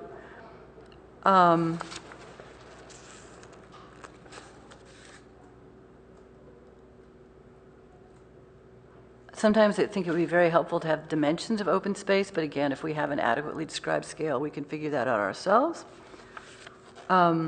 Sometimes the keying is inadequate, so there are lines going across the drawings and no indication of what they represent. Some of them are standardized, and we can be expected to know what they are. Maybe the general public can't, but sometimes they're not standardized. And I ask my more knowledgeable colleagues, and they say, don't know what that is. So that would be something to check to see how readable they are. On landscape planning and plans, one of the problems I have is trying to figure out what the vertical, the three-dimensional experience of the landscaping is going to be. So I end up looking up trees in, western Florida or something to try to figure out how high a particular plant is. And so they could, of course, give us that information, and sometimes they do. I mean, I think we got a set of plans from Stanford that had, they will grow to be this size, information on it. But I tend to find the landscape information inadequate. It's very helpful to see an elevation or whatever that shows me what 5 years out from now, what's this going to look like. So in a project in which landscaping is important, that information is important. One of the things I hear in listening to my colleagues up here, who are not my professional colleagues, is that part of the problem may be that people experience is about scale of the project, not the drawing, so that what you require, so that basically we're supportive of staff having flexibility to respond to the scale and nature of a project in terms of asking for more or less. That's riskier for staff because you make a judgment call that somebody may question, but that might help. And one last thing, sometimes the CEQA document says a project won't have an adverse aesthetic environmental impact. We know that because this project has to comply with the compatibility standards, and the ARB will make sure that will happen. It says something very similar to that on the hotel project that's presently under review. In situations where the CEQA review finding of no aesthetic impact depends on us making accurate and supported findings based on that standard, I would like to have that called out because that makes me feel an extra level of pressure in thinking about that. I know that often the CEQA language is more complicated than that, but if that's what we're counting on, we need to be reminded that that's what the project is counting on.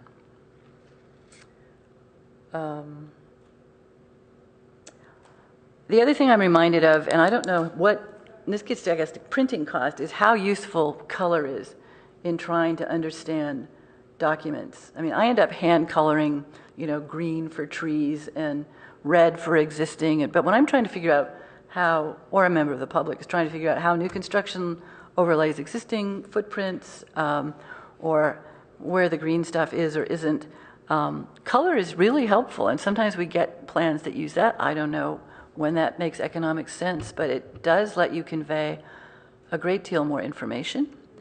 I believe that 120-item conditions lists are not helpful to us in reviewing a project unless you highlight with alternative type those conditions which have been tailored to the project. So I want to see that boxed or bold italic or something so I can get there fast and not get lost trying to understand things that I really don't need to understand. So taking advantage of current technology by using highlighting,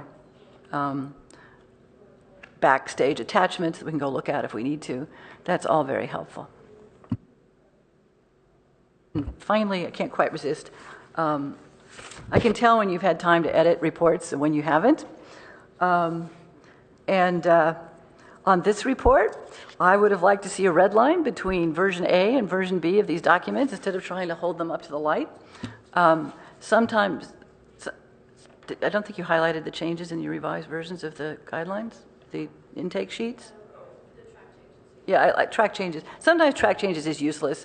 I would not want you spending your time making it useful. That's too hard.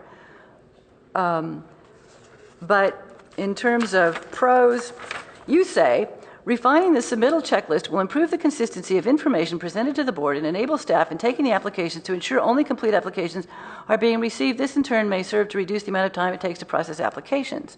If you'd had more time, you would have said a better checklist can make for a better review, a better and faster review process. That's that's half as much text. So when you have time.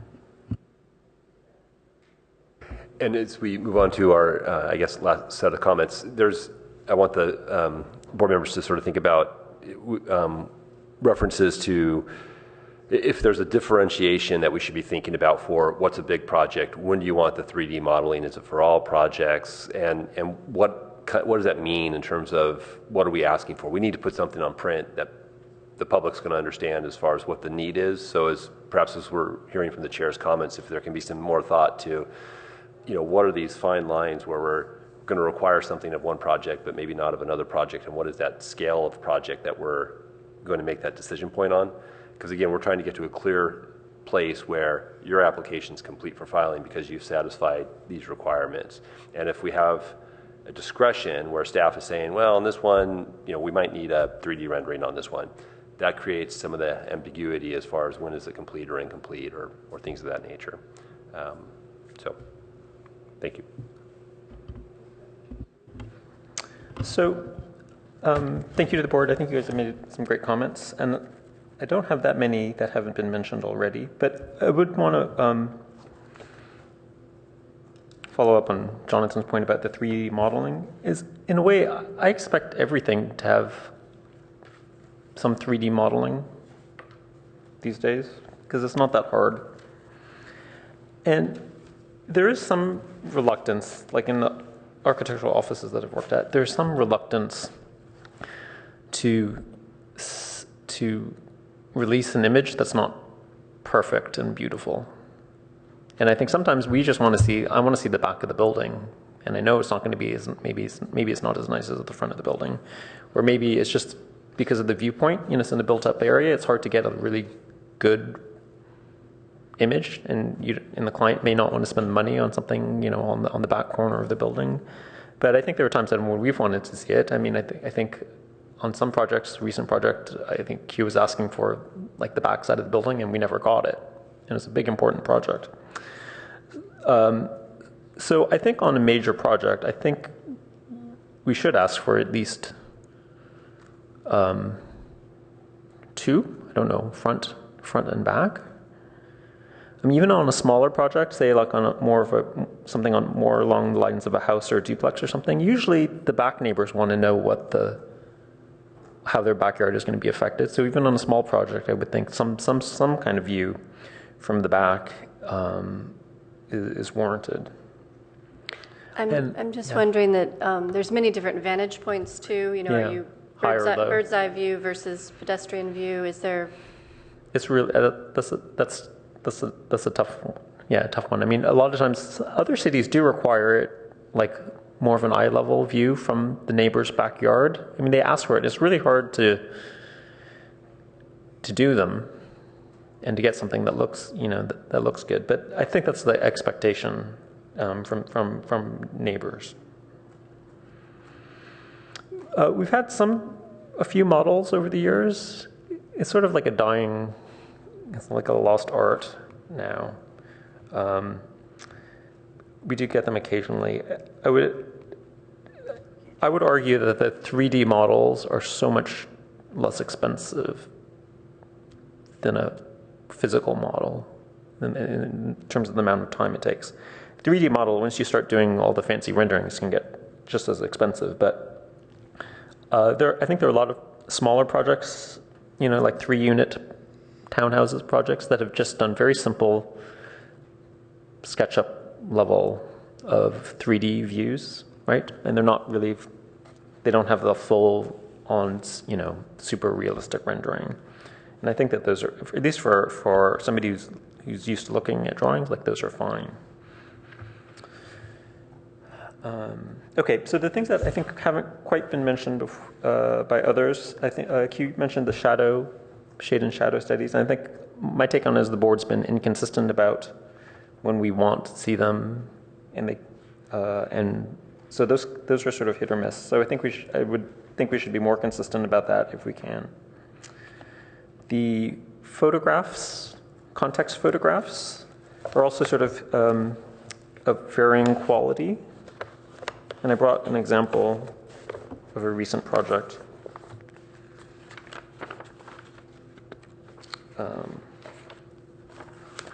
So this is the High Street enchanting project, but like these tiny little things, and they're gray and fuzzy. Like I don't spend any time looking at them. So those aren't useful. But the 3D, I think the simulations where they plunk in a drawing into the photograph, those are always helpful.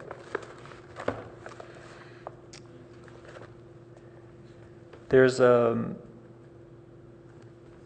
we're often asked to sort of weigh in on a neighbor's privacy next to a new project, and we don't really have there isn't necessarily a great way of showing that. I think sometimes we ask for like a site section.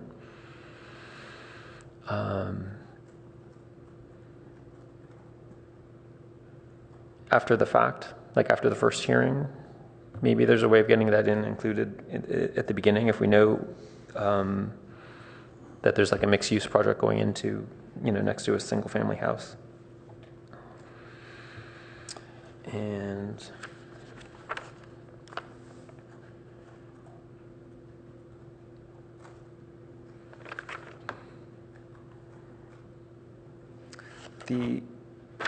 on like lighting, I think this is a universal problem. It's not limited to Palo Alto, but oftentimes those photometric drawings are really hard to read.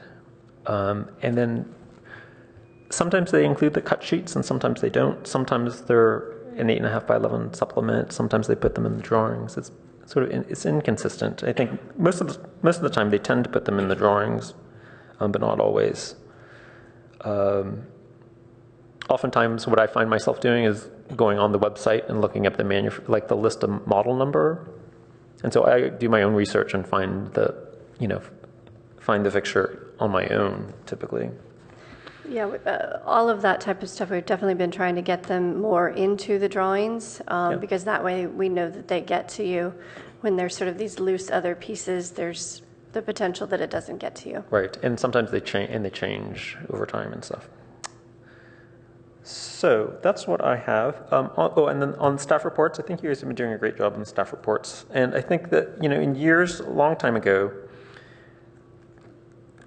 I would say that staff reports tended not to ever say anything negative about a project. If the staff was unsure, they would just leave it unsure and wait to see what the board thought about a project. And I think it's fine for the staff to express, to be opinionated, and we can debate it. In the past, I think staff has asked me, were the little tables, like the zoning compliance tables, useful? And I actually do use those a lot on the complicated projects, right? Like a project that has multiple zonings on it. Or like a project on El Camino, where our zoning on El Camino has so many footnotes that I actually don't really know. I don't really know what the code requires unless I read every footnote or whatever. So the tables are useful in those instances.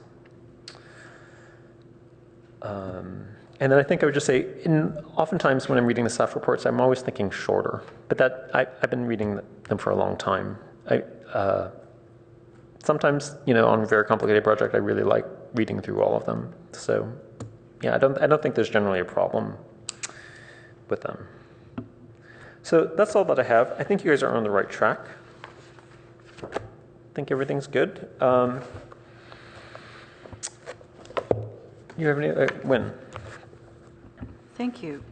I had two comments. One is on when do we need more three-dimensionality or information? It doesn't seem to me to be about the size of the proposed structure so much about where it is. It's about, I find that most needful when it's going to be tucked into existing developments. So you can build a very large building in the Stanford Research Park with enormous setbacks, and I can get a lot of information from relatively simple, they're probably actually all very expensive, but I never feel that we're short of information. But if you're going to put something in SOFA 1 or 2, if you're going to put it downtown, if you're going to put it in the more built-up section off California, then it gets really complicated as to how it relates to its surroundings. And then I feel like I need more information from more sides because it's going to be viewed and have impacts from more points of view. Another thing which I really don't know how to deal with is when we get a context photograph of El Camino Real, it's not accurate. It's what's there now, and it's not what's been approved in the last 6 months. And I would really like to see a photo montage that maybe we have that shows me what does this block or this set of blocks look like as approved, not as what's there, because, I mean, I'm supposed to compare it to Foot Locker, but it's not going to be Foot Locker. So I feel I have no way to see how those buildings flow. And, of course, we know that our experience hasn't been universally positive in that regard. Also, with respect to shadows, when I was reading the draft EIR for the hotels, it had a very specific definition of what kind of shadowing constitutes an impact. And I don't know where that standard is from, how useful you think it is in what settings. I mean, I think it, for example, we might need to look at it more carefully if they're shading a children's play yard than if they're shading somebody's parking lot. But it would be useful to have more information about that. And if we have CEQA standards that applicants look at, that we're supposed to have, that would be really helpful to know about, because I don't want to go herring off on excessive shadowing if the city already has a standard that says that's okay.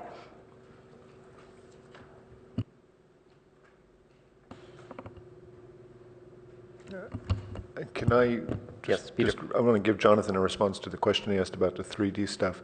In my opinion, every project that comes to the board, a major ARB, should have 3D renderings included. I suggest that you ask for a minimum of 3, and you provide a statement along the lines of the intent of the 3D rendering is to show 2 things: the basic design intent of the building, and 2, the way it fits into its context. And then you have to leave it up to the applicant to decide whether they show trees and cars and people, whether it's from the sky or from the ground. But that's what we're trying to get them to show. You might, off the record, say we're not looking for photorealistic renderings. It doesn't have to be polished. Straight out of their CAD program is fine. But the more the better, generally. So on 3D renderings, also the other thing that always comes up internally in architecture offices is how to show the landscape. So the architects are in charge of the project, right? And they usually eliminate some of the trees in the landscape to show off the building. And I think from the city's point of view is that we actually want to see everything all together. And if the architect chooses to show an additional image with edited landscape, I think that's fine. But I think that we should see it as it's designed and give them the option of doing more drawings. Does the ghosting of the Ghosting landscaping works, work? Okay. but I've noticed on projects like a lot of the Page Mill Road projects, like they're actually just cutting out trees. They're just not showing. They're eliminating them altogether. And I think that's it's not for the public's consumption. It should be accurate. So, okay, so are we done? Should we move on to the minutes? Okay, and I have a question for the staff on the minutes. So you're asking for approval for the minutes for April 6th, 2017. And those are in our packet. And then I think we did get from staff an emailed copy of corrected minutes from an ARB, HRB meeting. And my understanding is it was from 2016. And we had reviewed them once before and had some comments on them. I just make sure if you wanted us to vote on that today or at the next meeting. Yeah, it's not on the agenda.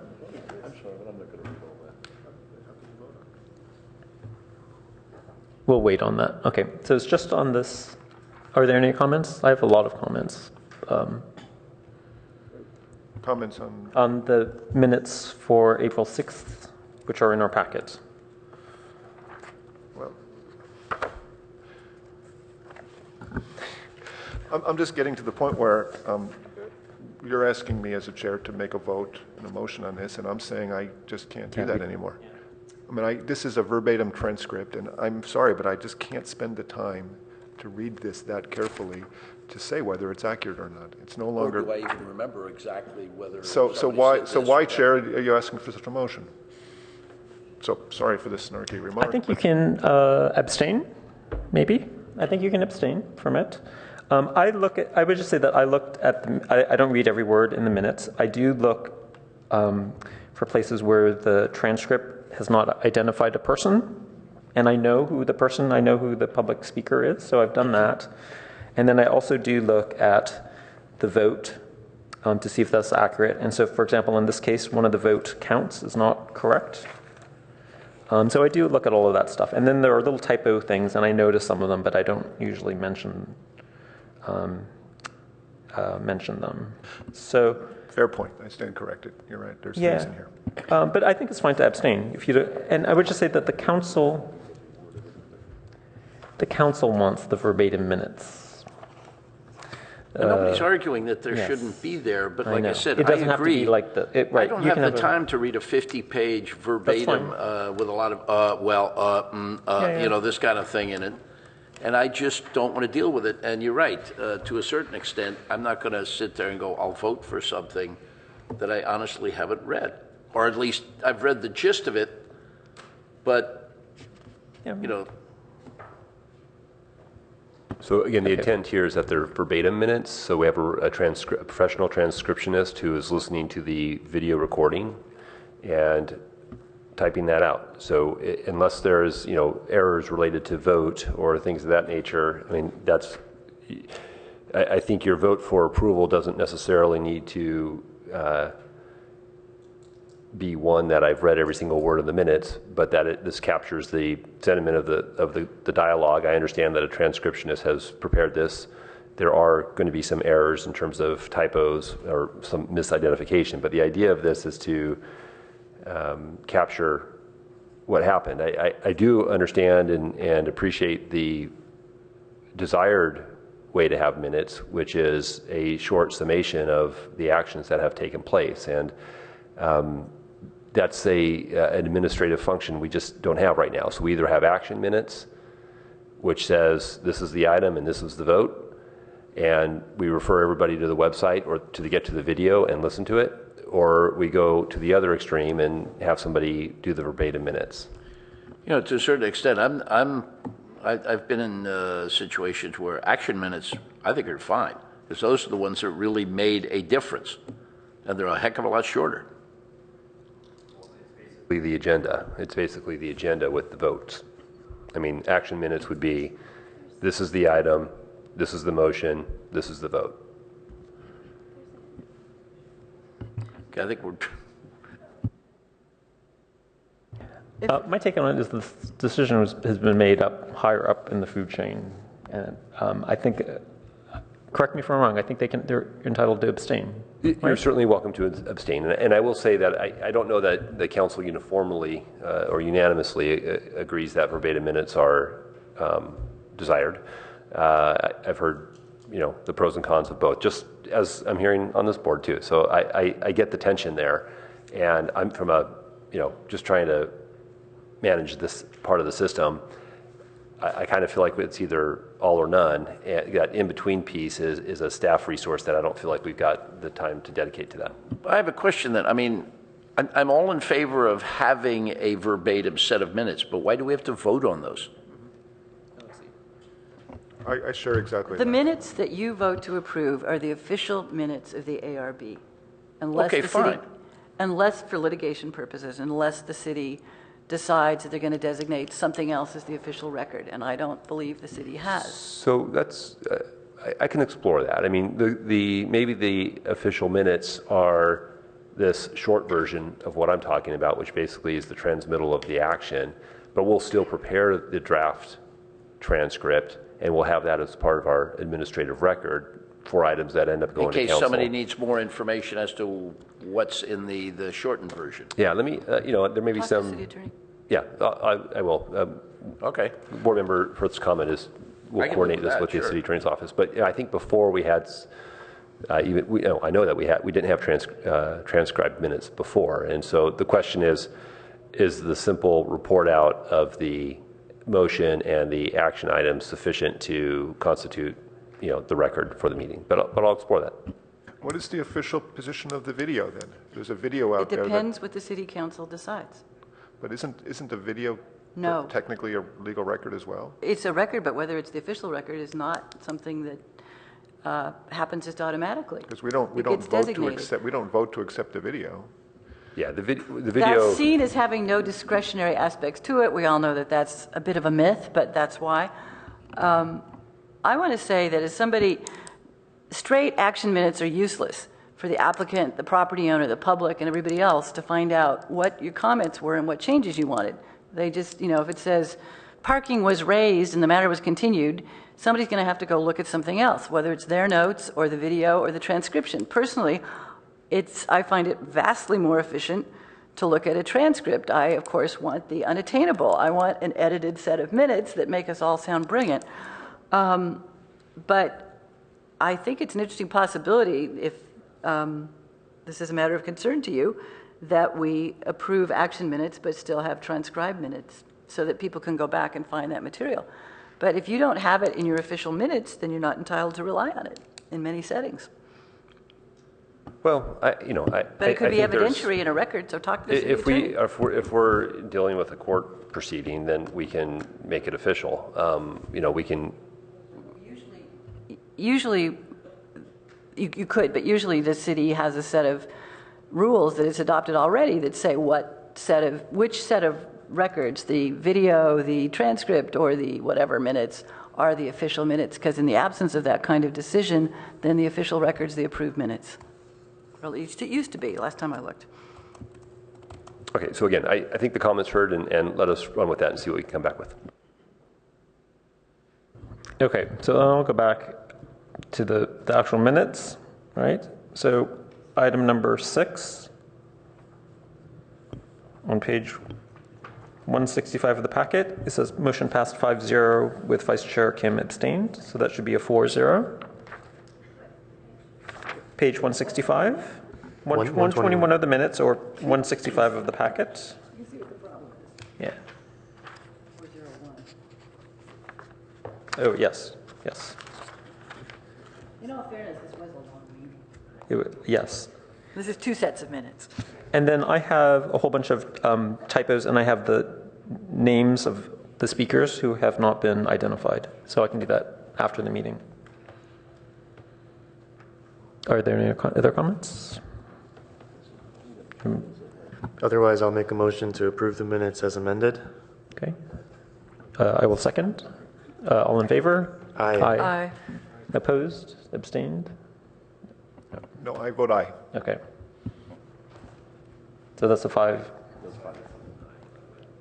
It's 5-0. Okay, so we are adjourned. We do have a subcommittee item. We've been very patient, so thank you.